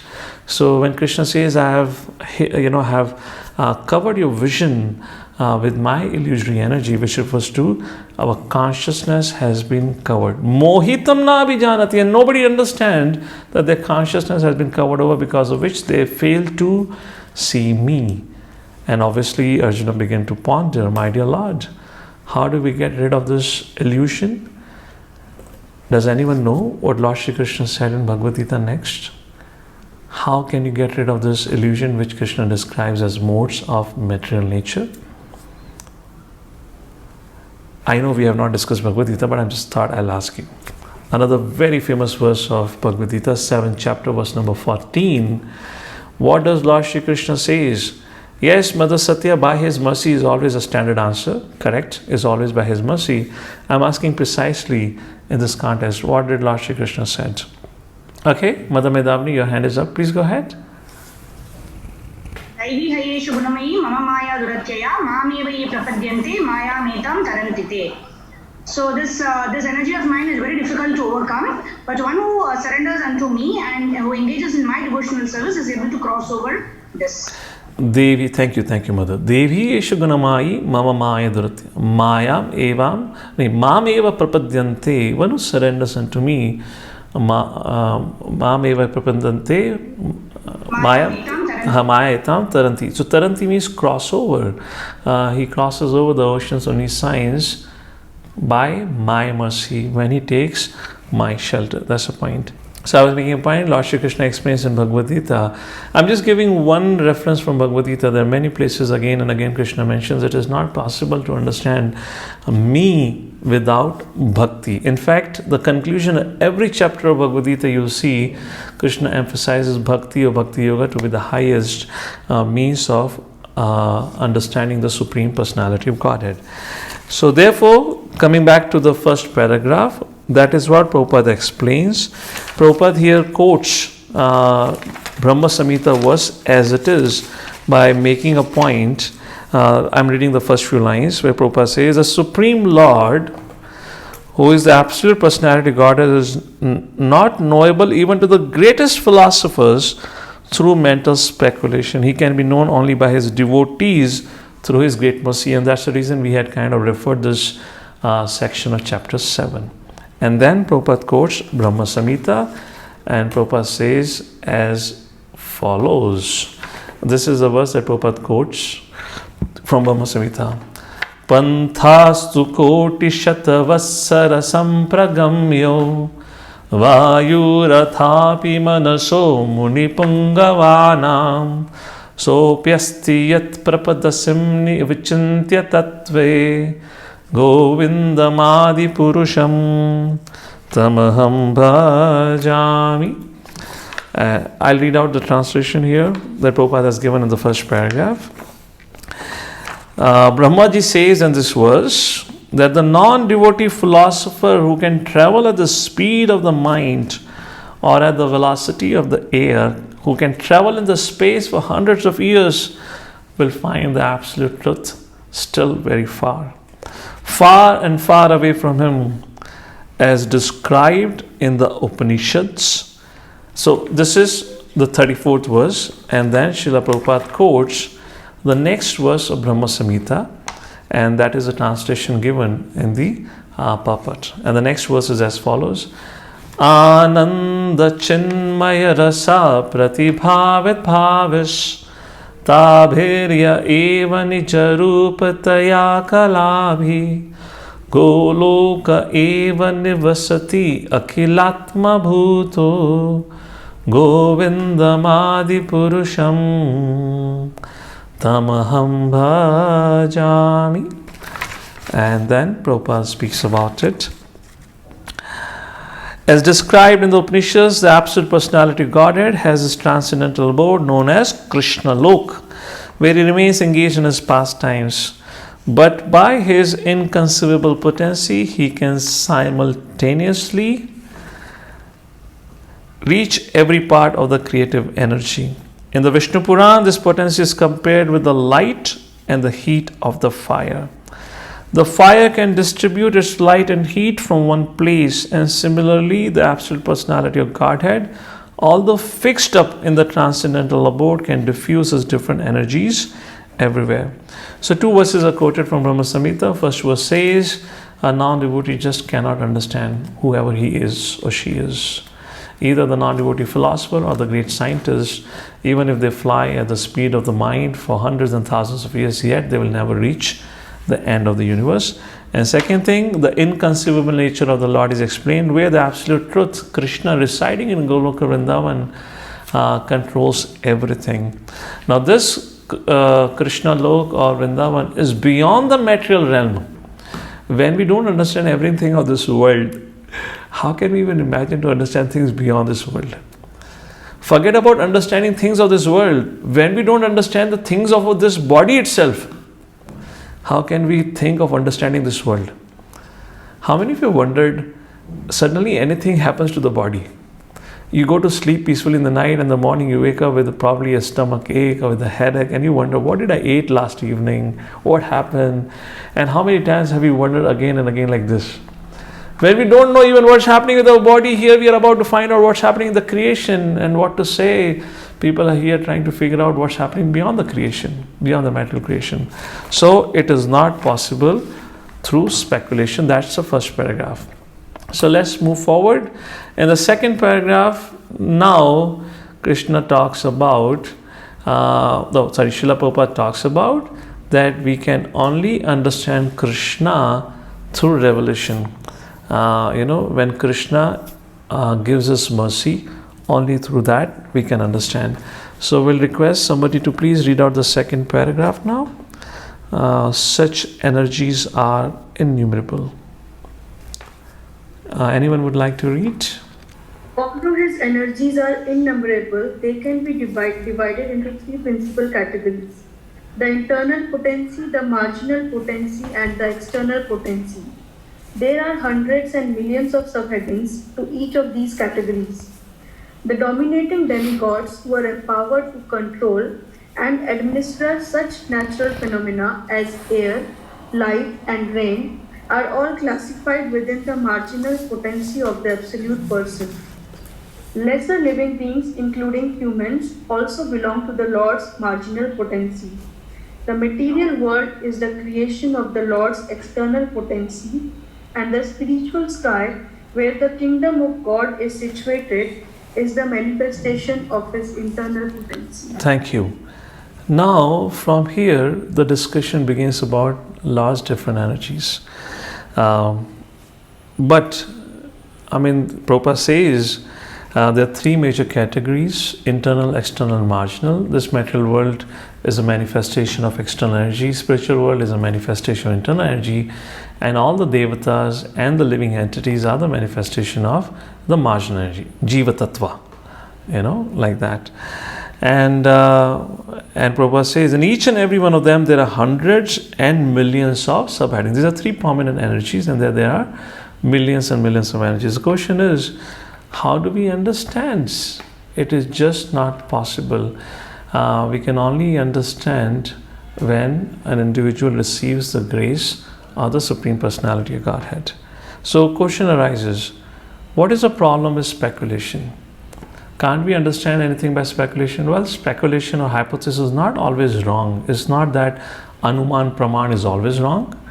It can at times be helpful also, can help us. But when it comes to Krishna consciousness, when it comes to life, it is best when we don't function on the platform of speculation. What is speculation? Let's define speculation. Speculation means, just for example, imagine you have got a computer, a new computer, and now you begin to wonder how to use it. And you begin to press different keys. You try all different things on your own. You do an kind of heart surgery of the laptop. You do all an open heart surgery. You do a complete R&D. That's called speculation. Now, what it means, acting on the platform of understanding, you open a manual that comes along with the laptop or any gadget which tells you this is a power button, this is a volume button, there where you connect your power cord, this is where you connect your sound card. To act as the manual says, it means understanding. To act on our own intelligence, trying to figure out things on our own, is said to be speculation. Is it making sense? So at large, our education today encourages us to act on the platform of speculation. First of all, the education that is given to us is the origin is on the speculative platform, and Vedic scriptures have been denied at large. So that's the point here, or that's the concern, or that's the issue with speculation. And I'll give you two examples, or maybe we can give more. I'll just give you, let's say, one or two examples, and if in case you want to add, you can add. One very classic example which is given in this context of speculation is of Marich. All of you know Marich, very interesting character in Ramayana. When Ravana had approached Marich because he had the mystic power to impersonate in any form, when Ravana had approached Marich that I want you to take a form of a golden deer, musk deer, and draw the attention of Mother Sita, so that Lord Ram would come to chase after you and I can kidnap Mother Sita. Marich, as we all probably have heard the story, did not agree to this. He said, no. He gave all the reasons and he tried discouraging and dissuading our Ravana. But ultimately, he agreed. And at that point of time, why he agreed? Because Ravana said, see, you don't have an option. If you don't agree to my proposal, I'm going to kill you. Okay? So then Marich thought, oh, if I get killed by the hand of Ravana, then that will be so wrong. Anyways, I have to die. If I, cheat Mother Sita, Ram will kill me. If I don't follow Ravana, Ravana will kill me. So getting killed by Ravana is not good. But if I get killed by Lord Ram, then it would be good. So he thought, by getting killed in the hands of Lord Ram, I will serve Lord Ram. And our Sri Vaishnava Acharyas explained, this is a classic example of speculation. Shri Chaitanya Charitamrita, another example comes of Balabhadra Bhattacharya, who was living with Shri Chaitanya Mahaprabhu in Vrindavan when Shri Chaitanya Mahaprabhu had visited. And one day Shri Balabhadra Bhattacharya came to Lord Shri Chaitanya Mahaprabhu and said, Shri Chaitanya Mahaprabhu, have you heard the great news? Chaitanya Mahaprabhu said, what's the great news? Lord Shri Krishna has appeared in this world. Now, Balabhadra Bhattacharya is saying to Krishna, the Krishna has appeared somewhere else. So Shri Chaitanya said, oh really? What happened? Who has appeared where? Oh, people are saying in Yamuna, Lord Shri Krishna has appeared once again as Kaliya. Not Kaliya. Krishna has appeared as, what is the name of Krishna who killed Kaliya? What's the name? Anyways, I forgot the name of Krishna, which is named after killing of in a class right now, after killing Kaliya. So anyways, so he said, my dear Lord, I have heard from the villagers that Krishna is performing the Kaliya Dahan pastime once again at the banks of Yamuna. Please come, please come. And Shri Chaitanya Mahaprabhu slapped Balabhadra Bhattacharya and said, are you fool? What are you saying about Krishna appearing? Krishna doesn't appear like that. If he appears, that is mentioned in the pages scriptures. So here, this particular example is given in a context of absolute hearing and relative hearing. So there's something interesting which is described. What is absolute hearing and relative hearing? Absolute hearing is when we hear in a disciplic line. Then we don't get confused about the concept of the Lord. But when we do window shopping, for example, Sanskar, Asta, television serials that we have, the channels, there's so many respected, revered, great personalities come there, but we don't know exactly are they speaking Mayavad or what they're speaking. And that falls into the category of relative hearing. Their words of wisdom may seem very attractive, may attract our heart with their intellectual conversation. They may have a great emotional appeal, but we have to be very careful. That's the reason Lord Shri Krishna begins the 7th chapter, verse number 1, saying, Tat Shrinu, Arjuna, hear from me. And Srila Prabhupada wrote his commentary or named his Bhagavad Gita commentary as Bhagavad Gita as it is. Why did he say Bhagavad Gita as it is? Prabhupada said, I'm repeating exactly what Lord Shri Krishna said to Arjuna. And when then we read Bhagavad Gita, then it's called as absolute hearing. And of course, as we see, the result is accordingly. So this is something that we need to be careful. So two things. We talked about speculation, dangers of speculation through the example of Marich. And second, we talked about how we end up into the speculative zone through the example of Balabhadra Bhattacharya, when we don't hear from the right sources. Making sense? That's the reason I gave an example of Balabhadra Bhattacharya. We have to be very careful from whom we hear. And similarly, as a speaker, we have to be very careful. It's our responsibility. All of you could be a preacher by now, or would be preaching after your Bhakti Shastri course gets over. Maybe doing right now. So we have to be very careful that our I would say responsibility and our contribution to the movement of Srila Prabhupada is to the degree we repeat the words, not to create new words. We don't have to create new concepts, we just have to repeat it. What we have heard, just repeat it. And that's what we need to do it. And that's how we connect, we become a transparent medium between the student and the acharyas when we speak what we have heard from them. And that's the point here on this. Moving forward, now the following paragraph, which we already started, discusses about energies being non-different yet different from the Lord, which is the 3rd paragraph. Can anyone please read out the 3rd paragraph onward now? Mukundan Prabhu, or go ahead in case if you wish to read. Unmute yourself. Although its energies are innumerable, they can be divided into 3 principal categories. We have read this, Mukundan Prabhu, the next paragraph.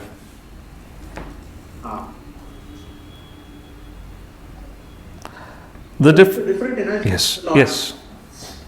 Thus, the different energies of the Lord are present everywhere.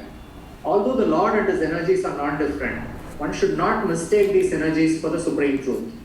Nor should one wrongly consider that the Supreme Lord is distributed everywhere impersonally, or that he loses his personal existence. Men are accustomed to reach conclusions according to their capacity for understanding. The Supreme Lord is not subject to our limited capacity for understanding. It is for this reason that the Upanishads warn us that no one can approach the Lord by his own limited potency. Please go ahead. In the Bhagavad Gita 10.2, the Lord says that not even the great rishis and suras can know him. And what to speak of the asuras, for whom there is no question of understanding the ways of the Lord. This 4th mantra of Śrī Īśopaniṣad very clearly suggests that the absolute truth is ultimately the absolute person. Otherwise, there would have been no need to mention so many details in support of his personal features. Yes, thank you. Going back to the slide deck here. So, energies non-different yet different. Prabhupada talked about, he talks about the subject and also says, men are accustomed to reach conclusions only according to their own capacity to understand. And Upanishad, Prabhupada makes another point. Upanishad warns us, no one can approach the Lord by his own limited potencies, like this. So one misunderstanding that people have about the Supreme Lord is the Lord is formless or impersonal. There was a question, and this kind of a debate has been existing for a long time, and there was a similar kind of a question was asked to Srila Prabhupada by Giriraj Maharaj. In his first meeting with Srila Prabhupada, he describes about it, and he said, Swamiji, everyone says their path is the best path. You're a worshipper of Lord Shri Krishna, and you say that's the best. Those who are impersonalists, they say they are the best. So how a layman would understand what is the best path? Very beautiful answer Prabhupada gave. Prabhupada said, what is your goal? Do you want to become God or you want to serve God? God is always God, either on the lap of Mother Yashoda or at the battlefield of Kurukshetra. You as an individual can become godly but not God. God would not encourage competitor. But when you want to serve God, God will empower you, will give you all the facility to build your relationship with the Supreme Personality of Godhead. He is willing to help you, assist you if you want to chant His holy names. But if you want to become the Supreme Lord, why should He encourage competition? So very interestingly, Srila Prabhupada mentions that ultimately you have to decide what you want to do, what's your goal, and accordingly choose your path. And if you want to become a competitor of God, like a Mayavadi or impersonalist, then you deprive yourself from the mercy of the Lord. Why would you get a mercy of the Lord when you don't believe God exists? You think you are God. Just like I had given an example before, when such impersonalist became a devotee, and when devotee inquired from him, how did you become a devotee? He said, I was initiated in this Mayavad Sampradaya, and I was told I am God, I should chant this mantra, and I would realize I should worship deity, and I would realize gradually that I am the Supreme Lord, I am Narayan. However, whenever I would get into trouble, I had no one to approach because I am the Supreme. I am the Supreme Lord. How can I ask for anyone's help if I am the Supreme Lord? And I got so disturbed, with the repetitive challenges that came in my life. I understood I am not God. That's the reason I came knocking on the door of ISKCON to teach me how to worship the absolute truth. So these Mayavadis, or the Mayavad concept, I'll introduce the subject matter here briefly. We'll look at in details in the future sessions. Mayavad. Shankaracharya introduced this philosophy or this concept. According to them, Jagan Mithya, this whole material world is false. According to them, everything is false. This material world is false. The forms of the Lord are false. The Lord Himself is false. So they say everything is false, everything except Brahman. Brahman is absolute, non-dual. That Brahman refers to Atma, like that. Vaishnavas counteract them in a very simple way. Vaishnava says, no, nothing is false except for your false philosophy. You have got a false philosophy which is wrong, and that's the reason you have got everything entirely wrong. Otherwise, everything is factual. I mean, can you imagine? If for a second imagine you are a Mayavadi. According to you, this whole body does not exist. You remember, this is not a beautiful but an interesting interaction that happened between Brahmananda Prabhu and the Mayavadis at Indore. Srila Prabhupada was invited for Gita Sammelan. Prabhupada was not interested yet because of repetitive invitation. Prabhupada went there. Unfortunately, Prabhupada found it is all Mayavadis. Then Prabhupada said, okay, I'm not going to speak all this Mayavadis, and he asked his disciple Brahmananda Prabhu to go and speak. And Brahmananda Prabhu began to glorify all the Mayavadis. You're so great, and I'm not going into details of the past time. And like this, he continued, and then he said, You are Brahman, I am Brahman, you are Narayan, I am Narayan. This is Mayavad concept. Fantastic. Because Mayavadi says everything is one. If that is what it means, everything is one. You are Narayan, I am Narayan. Then the gulab jamun that you are served during the lunch and which will get digested overnight and which next morning will come out from your body in the form of a stool is also one. So when you see gulab jamun and the saliva begins to form in your mouth, so when you see a stool, you should also feel tempted to that degree to eat gulab jamun. Hari bol, Hari bol. Of course, they were not doing Hari bol, they were doing halal, halal. They were so disturbed and agitated. Nobody had ever dared to rebuke them so harshly. And they all came running to Srila Prabhupada. Swamiji, your disciple have insulted us. Prabhupada said, what happened? And they all repeated the exam. Prabhupada said, oh, I'm so sorry. These American folks, they're too graphic. They're too graphic in their presentation. Kindly ignore me. Kindly excuse his fault. Like that, they all were pacified. They went away. And then Prabhupada turned to Brahmanand Prabhu and Prabhupada said, Brahmanand Prabhu, what an example. Can I quote your example in my classes? All right. So, Mayavad, this whole concept is, so Shankaracharya said, Brahman is real, matter is illusion, does not exist, but leads to many, many questions for which they have no answer. According to them, everything is non-existing. If that's the case, the question arises then, many questions arise. I'm going to raise one or two questions just for you to have a little bit clue. If everything is false, if Brahman is only existing, the question comes, matter is there. We cannot say this is not existing. You feel from where did this matter came? And what about Maya? From where did illusion came? Maya, illusion were the same thing. From where did they came? They say the form of the Lord is Maya, the matter is Maya, but we can see matter. The matter exists, we can perceive. And if they say it's Maya, then from where did Maya came? Because Brahman is non-dual, means Brahman is absolute.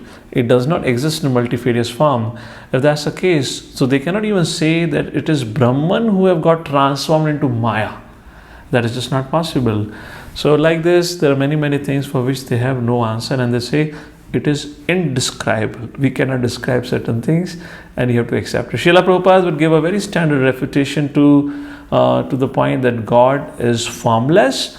Prabhupada will give a very simple answer, and he will say, you and I have a form. Your parents, my parents, your grandparents, my grandparents. Look back into the history. Every one of them had a form, which implies the original father must also have a form. But Mayavadi says our form's illusion. So question is, Prabhupada would ask, then where is illusion coming from? They say Maya. Then obviously Prabhupada asks question, who created Maya? Now they cannot say Brahman, because if they say Brahman, then it contradicts their understanding of Brahman. In fact, it's correct. Krishna says Brahman is non-dual. Non-dual means does not exist in any other form. It is absolute, existing as Satchitananda spirit. So like that, they get confused. That's the point. So that's the simple way of understanding. This whole Mayavad philosophy is just mere speculation, nothing else. Moving forward, in the next paragraph here, now Prabhupada says, as we are limited, we can understand the unlimited only through his revelation.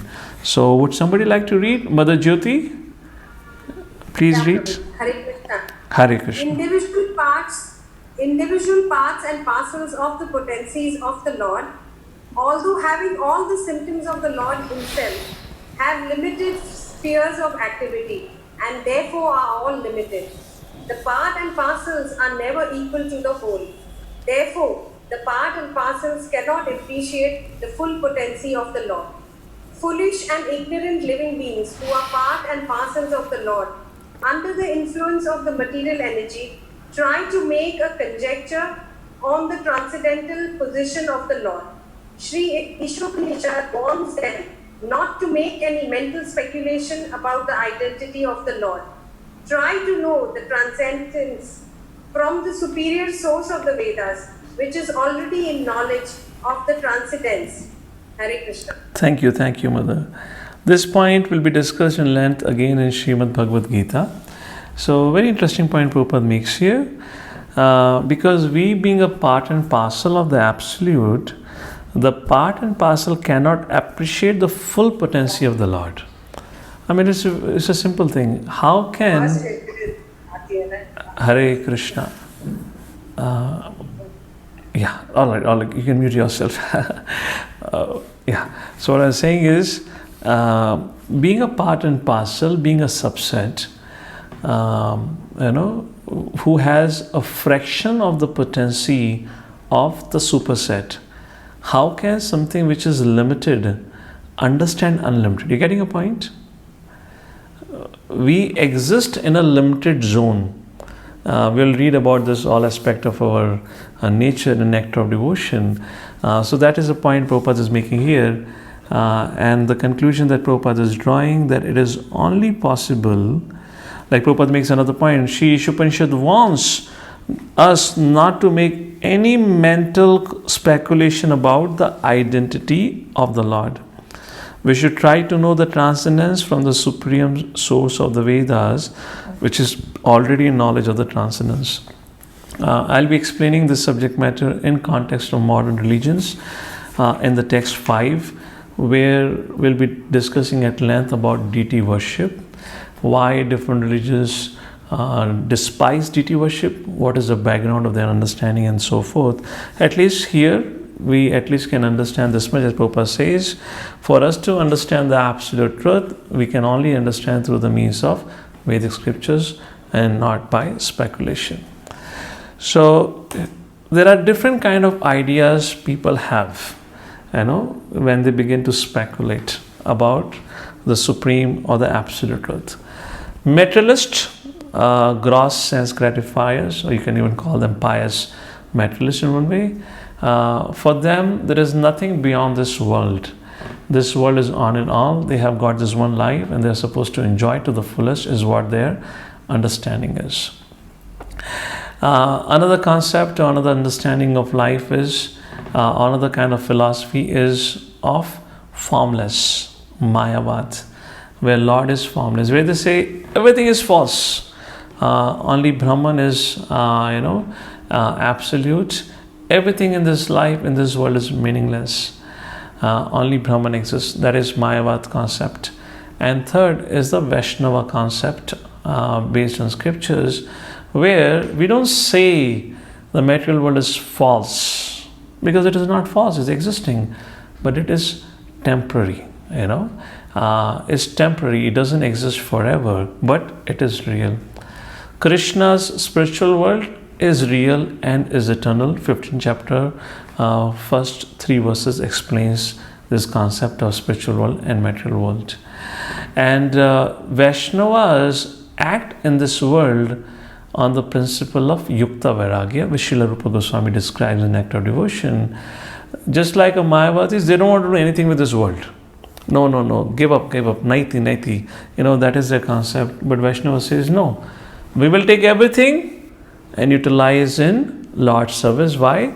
Bhagavad Gita 7.4 and 7.5, you can take it as an homework verses for yourself. 7.4, Bhumirapanalavāyu Khamana Buddhirevacha Ahankar Ityamte Bhinna Prakatir Ashtadha. Earth, water, fire, ether, mind, intelligence, false ego are my energies. And the 7.5, Krishna says, these are inferior energies which I have described to you. Arjuna, there is a superior energy, which are nothing but my part and parcel living entity.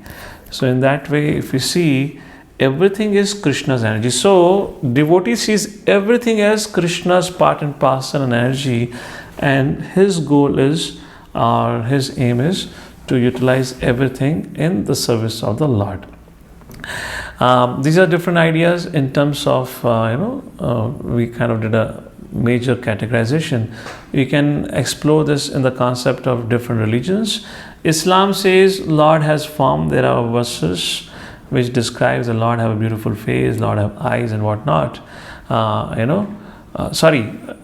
God is a person, Islam says, but does not have a form. Is a person but does not have a form. And we can never know his greatness, is so great. Christianity says God is so great, that we cannot know His greatness. He is unknowable. That is Christianity. And the absence of the knowledge of God. That's the reason in Islam, Christianity, and many religions, they have hardly any understanding. Or the word pastime does not exist. The word Leela just does not exist. There is no discussion or understanding about His interactions with these different energies.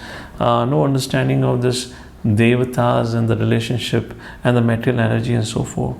However, the Vaishnava concept again is that yes, Lord is great, is beyond our comprehension, is inconceivable, correct, but he is not so inconceivable that we consider Him impotent in a way that He cannot reveal Himself, which largely becomes understanding of various religions. They say He is so great that we can never understand. In other words, they say that He cannot help us understand Him. But that is not Vaishnava's understanding. Krishna says clearly in Bhagavad Gita, Tesham satata yuktanam bhajatam priti purvakam dadami buddhi yogam tam yena mam upiyanti te. Arjuna, when you render devotion service unto me with love and devotion and dedication, then I reveal Dadami buddhi yogam tam yena mam upyanti. I reveal to you by which you can come unto me. And that's the point here. And now in the last two paragraphs, Prabhupada makes a point. Therefore, we should stop speculating. Rather, we should take an initiative to understand the absolute truth by engaging in devotional service. Please read out the second last paragraph or the next paragraph now. Who would like to read? Shashank Prabhu, your hand is up. If you wish, you can read. Yes, Prabhu. Every part and parcel of the complete whole is endowed with some particular energy to act according to the Lord's will. When the part and parcel living entity forgets his particular activities under the Lord's will, he is considered to be in Maya's illusion. Thus, from very beginning, Śrī Īśopaniṣad wants us to be very careful to play the part designated for us by the Lord. This does not mean that the individual soul has no initiative of his own. Because he is part and parcel of the Lord, he must partake of the initiative of the Lord as well. When a person properly utilizes his initiative or active nature with intelligence, understanding that everything is Lord's potency, he can revive his original consciousness, which was lost due to association with Maya, the external energy. Hare Krishna. Thank you.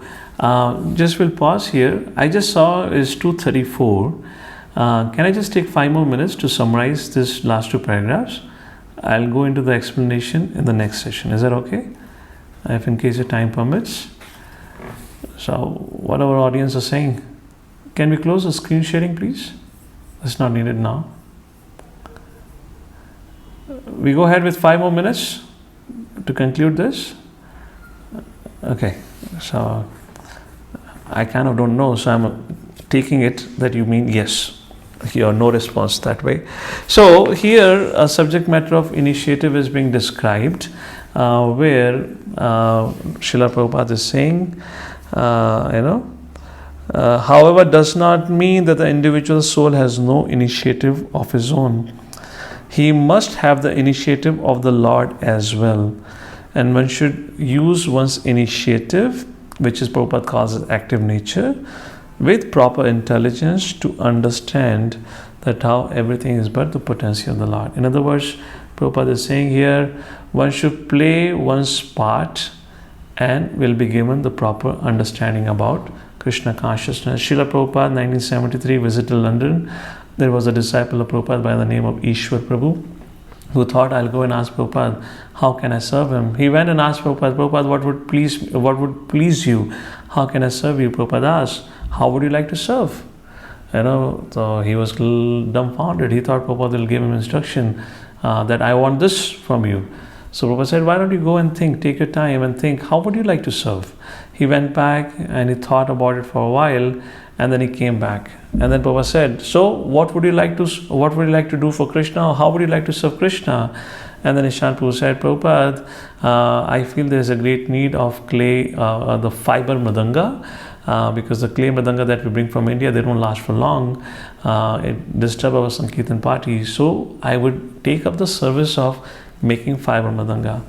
And that is how in the West, in those days, fiber mridangas were introduced, which continues even up to today. And when Prabhupada heard this, Prabhupada said, very nice. And it teaches a very important lesson. We all have to take initiative. In other words, all of us individually have to dynamically think day to day that how should I do more for Krishna? How can I contribute towards Krishna consciousness? And that is what it means by taking initiative with proper intelligence. In other words, to progress in Krishna consciousness is my responsibility. We have to understand. Just like a spiritual master gives us inspiration, knowledge, facility, but after that, it is I and we who have to take the responsibility to follow his instructions. It is possible some of us may get direct instruction. It is also possible that many of us may not get direct instructions on what we are supposed to do. Then does it mean that we don't take any initiative, does not take any responsibility to serve? In this context, His Grace Gauranga Prabhu explains that in that scenario, when you don't have direct access to your spiritual master, then you should take shelter of the other spiritual leaders, who you are either serving or your temple authority, and under their guidance, you should take some initiative or some service opportunity. Ultimately, it is our responsibility to progress. Srila Prabhupada in first canto of Srimad Bhagavatam says that everyone has to fly their own plane. A very, very famous example Prabhupada gives, often quoted, which means training can be given. After that, we have to apply the teachings. We have to take an initiative and play our part. So taking initiative is what is being described here in the concluding part of this purport, where Prabhupada says that to progress in Krishna consciousness and to understand Krishna, it is I who need to think or who need to act using our intelligence, that how can I serve Krishna. And in that context, I'll give one or two examples and conclude here. Once a man came to Srila Prabhupada and said, Prabhupada, please save me. And Prabhupada said, oh, I cannot save you, but I can teach you the process by which you can save yourself. And you see the same thing when Lord Shri Krishna concluded Bhagavad Gita. And what did Krishna tell Arjuna? Arjuna, I have spoken to you what all I had to share. Iti te jnanam akyatam guhyat guhyataram maya vimshraya tat ashena yatha ichchasi tata karu. I have explained to you all knowledge, still more confidential. Deliberate on this fully and then do what you wish to do. Yatha ichchasi tata karu. Very, very important aspect of Bhagavad Gita, a very important instruction. Do what you want to do now. Take initiative. We all have to take a responsibility of our spiritual life, of our life. And that begins with making right initiatives, as Prabhupada says, with a proper use of intelligence. Purport. Here the words Yata Ichchasi Tata Kuru, as you like you may act, indicate that God does not interfere with the little independence of the living entity. In Bhagavad Gita, the Lord has explained in all respects how can one elevate his living condition. The best advice imparted to Arjuna is to surrender unto the Lord. By right discrimination, one should agree to act according to the order of the spiritual master, of the super soul. That will help one become situated in Krishna consciousness. Arjuna is being directly ordered by the Lord to fight. Surrender to the Lord is the best interest of the living entities. It is not for the interest of the Lord. Before surrendering, one is free to deliberate on this subject as far as the intelligence goes. That is the best way to accept the instructions of the Supreme Personality of Godhead. Such instruction comes also through the spiritual master, bona fide representative of Krishna. And this is what is actually the basic principle of Varnashram also, where one is taught to utilize one's propensities in the service of Krishna. Of course, it takes time to understand one's nature, but once person is able to understand one's nature and get situated in mode of goodness, then it becomes very easy for him to understand how I can engage and serve the Supreme Personality of Godhead. And that is a point here. Now the concluding paragraph, I'll read out because the time is less, time is already over. The last paragraph of this verse, all power is obtained from the Lord, and therefore each particular power must be utilized to execute the will of the Lord and not otherwise. The Lord can be known by one who has adopted a submissive attitude. Perfect knowledge means to know the Lord in all his features, to know about his potencies and how such potencies are working by his will. These things are exclusively described by the Lord in the Bhagavad Gita, which is the essence of all the Upanishads. In essence, in this verse, 2-3 key points were discussed. One was the inconceivable nature of the Lord. Second, we cannot understand the Lord by our speculation. Third, we can only understand the Lord by rendering devotional service, adopting to a submissive attitude, surrendering ourselves unto his will. Unto his will means to the will of the spiritual master, bona fide spiritual master. And when we begin to engage in devotional service, then only we can understand the inconceivable. Then only the contradictions will reconcile for us. Until then, inconceivable remains indescribable and beyond our limits. And inconceivable, the Supreme Personality Godhead, is not formless, has a form, which will be further elaborated in the 5th verse. Tadejeti tannajeti taddure tadvantike tadantarasya sarvasya tadyusarvasya bhayata, where further inconceivable nature would be explained, and Prabhupada will give an example of how deity worship is so important aspect of devotional life.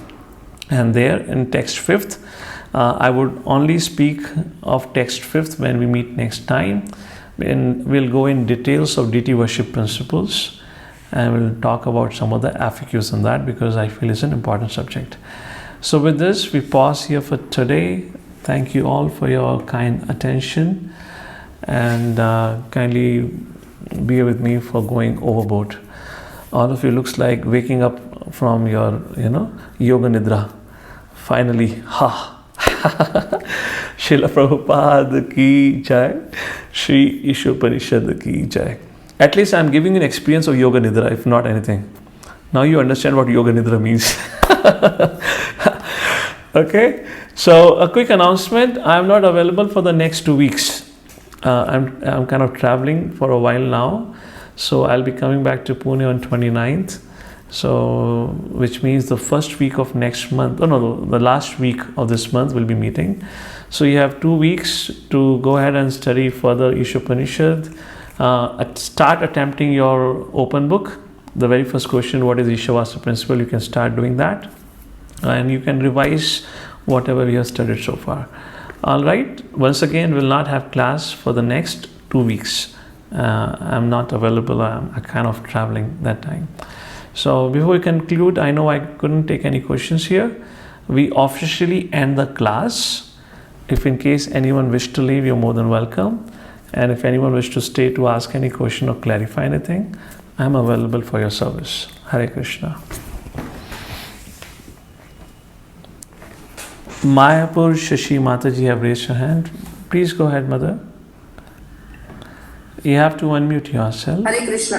Hare Krishna, Prabhu. Dhanup Pranam. Prabhu, just a question. Do we have quiz after every class?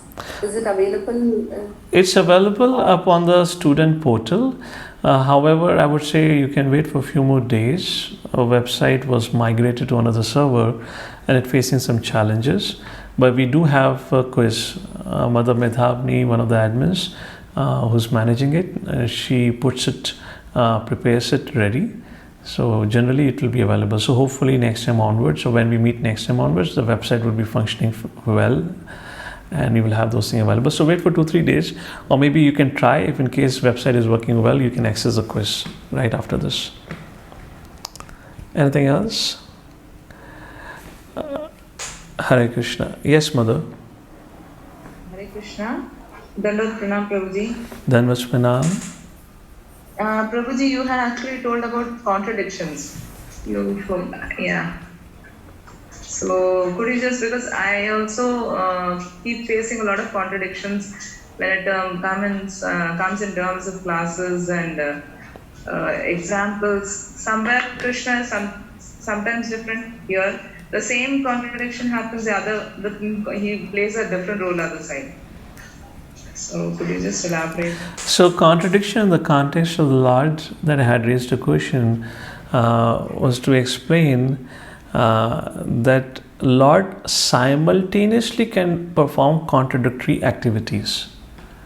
Now, how we are designed, how we can function, we can only do one thing at a time. For example, Lord running away from the battlefield of Jarasandha when there was a fight going on. Now, Lord did not run away because he was afraid of Jarasandha. Lord ran away because he had another purpose. Does anyone know why did Lord run away?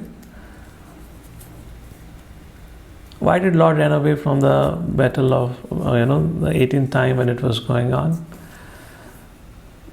Okay, Mother, please go ahead. Okay, your raised hand is from before. Who we know?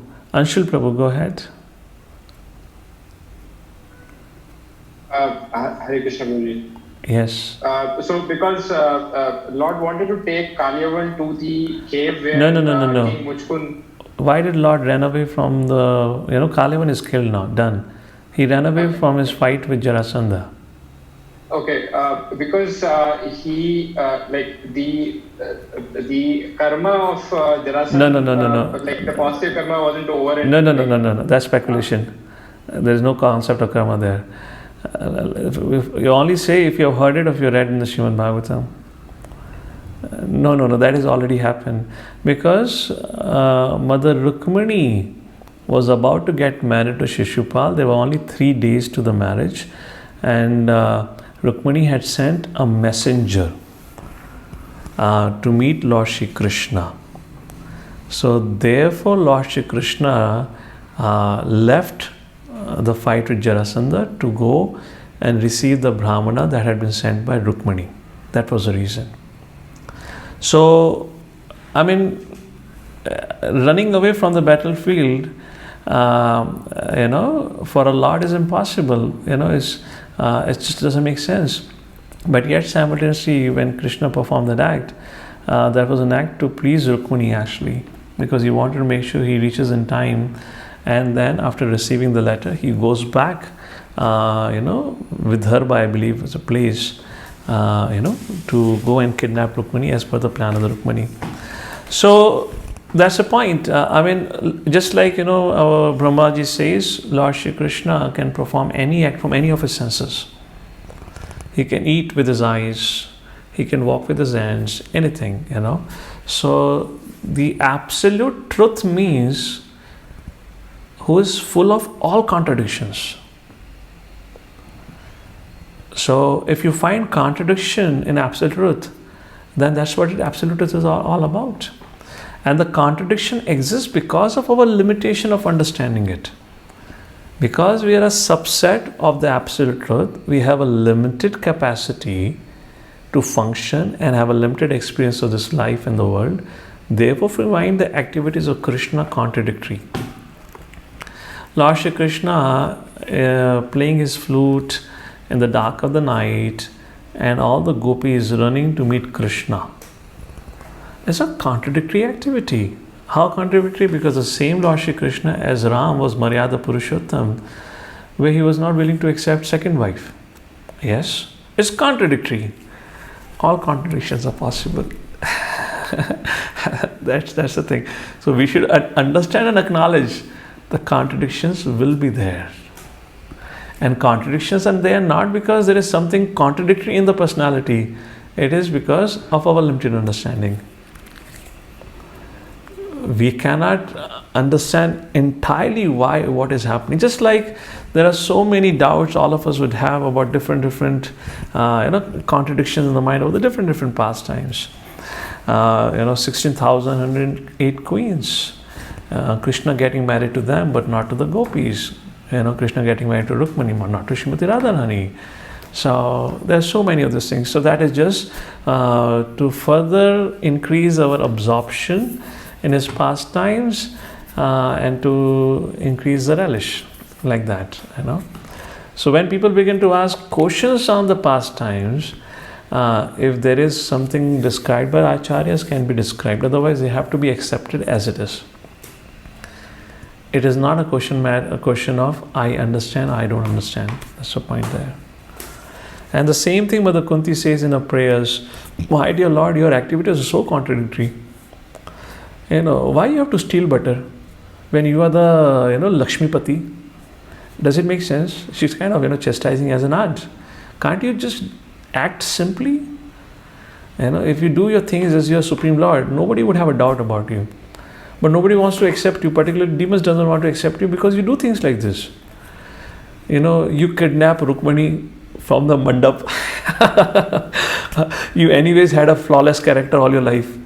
And then when you reached to new city Dwarka, again you created a controversy there by kidnapping Rukmani.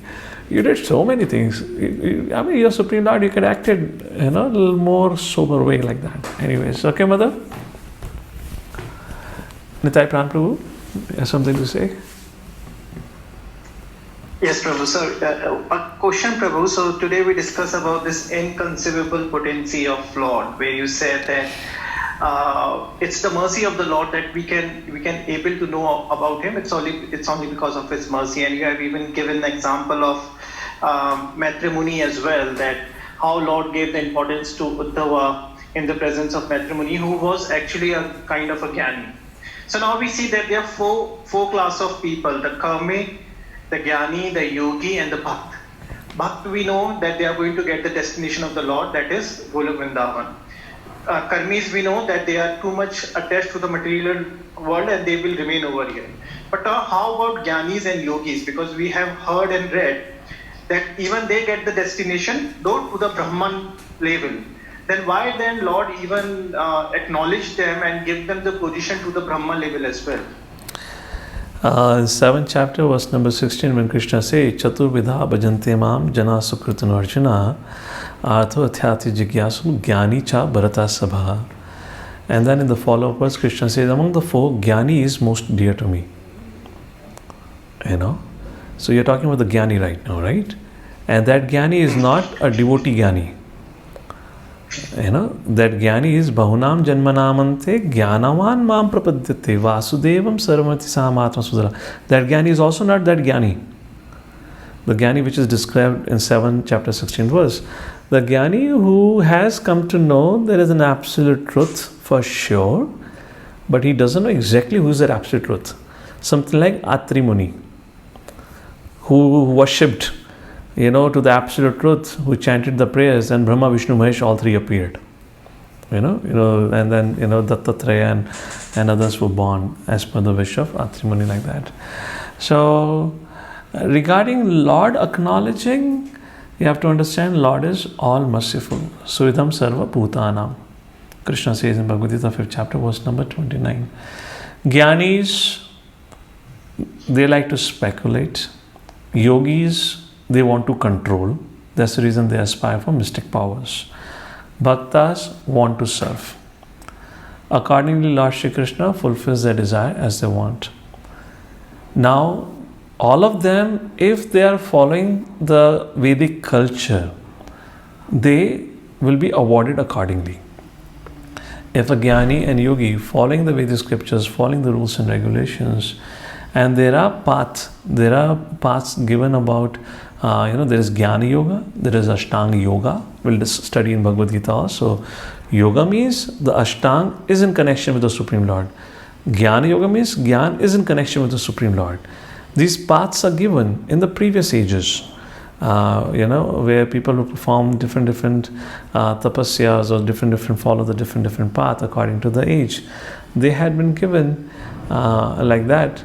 So ultimately, one who begins to practice bhakti, only he is allowed by the Lord in his abode, while others given an opportunity which they wanted to get freed from the material suffering.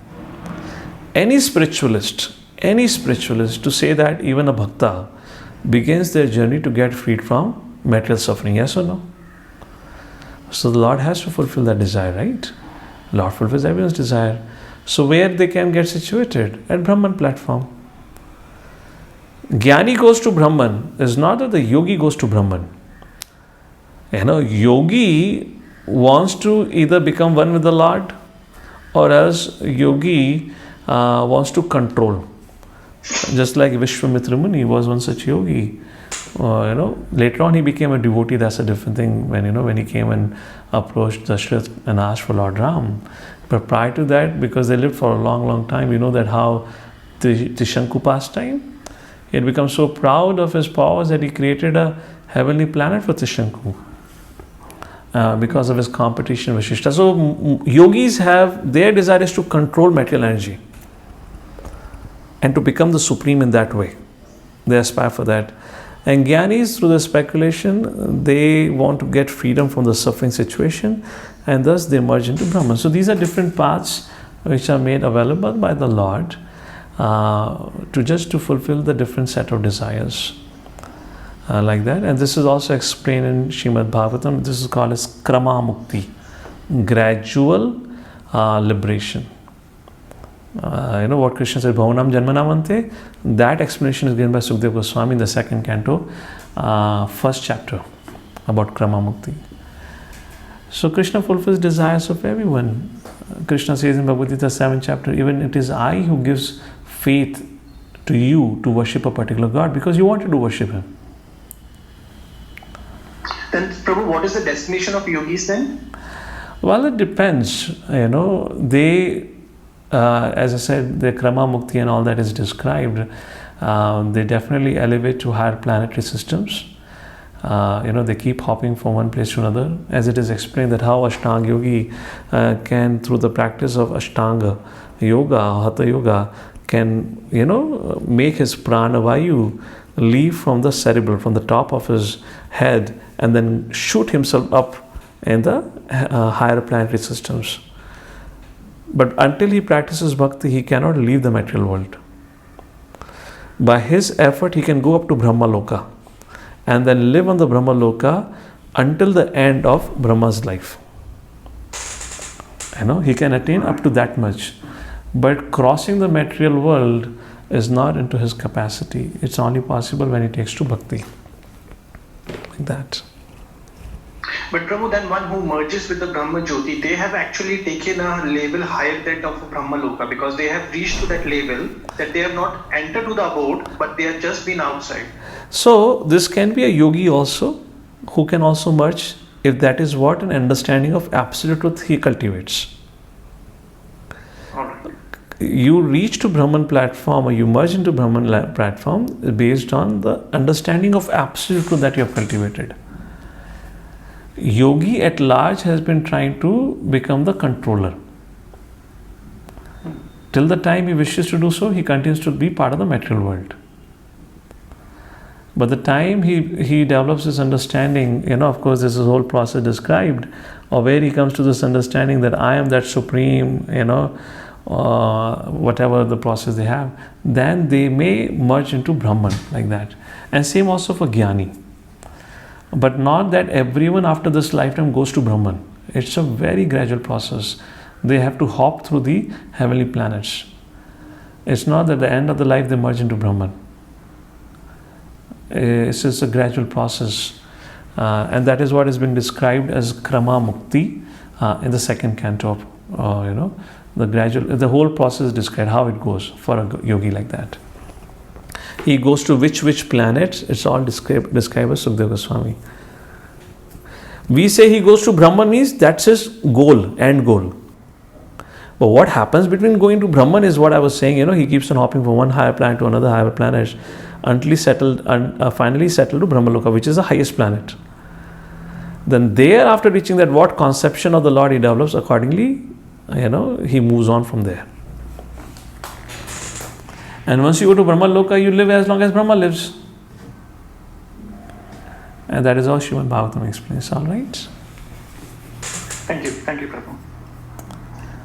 Okay, so I guess there is one more question. Yes, Mother Leela Nandini Rukmani Mataji. Hare Krishna Prabhuji, Dandat Pranam. Dandat. Actually, you were talking about that assignment, no, Prabhuji? So, how the answer should be in how many words? How much words? Oh, those details I'll share it. If it's not been shared, I'll send it on the WhatsApp. Or if I'm correct, there would be some handbook would be shared. There, the details would be details of OB would be there. If not, I'll send it. And how we'll know whether the answer is correct? You will check it, Prabhuji? The open book assignment? Yeah. There is nothing right and wrong. It's based on your understanding. The answers are most application based. Like that. There's a difference there. So how you have understood, accordingly, you have to write that. And we can always discuss if in case you have a challenge. And of course, we were supposed to have a question answer session. We'll plan it when we come back. That time we can take it. So all right, I believe there's no more questions now. We can pause. Thank you all. And once again, we don't have sessions for next 2 weeks. You have a break. And when we come back, we'll meet then. Hopefully all of you would remember after 2 weeks, you're still part of Bhakti Shastri batch. And we'll meet after 2 weeks. Okay? Hare Krishna. Srila Prabhupada ki jai. Śrī Īśopaniṣad ki jai.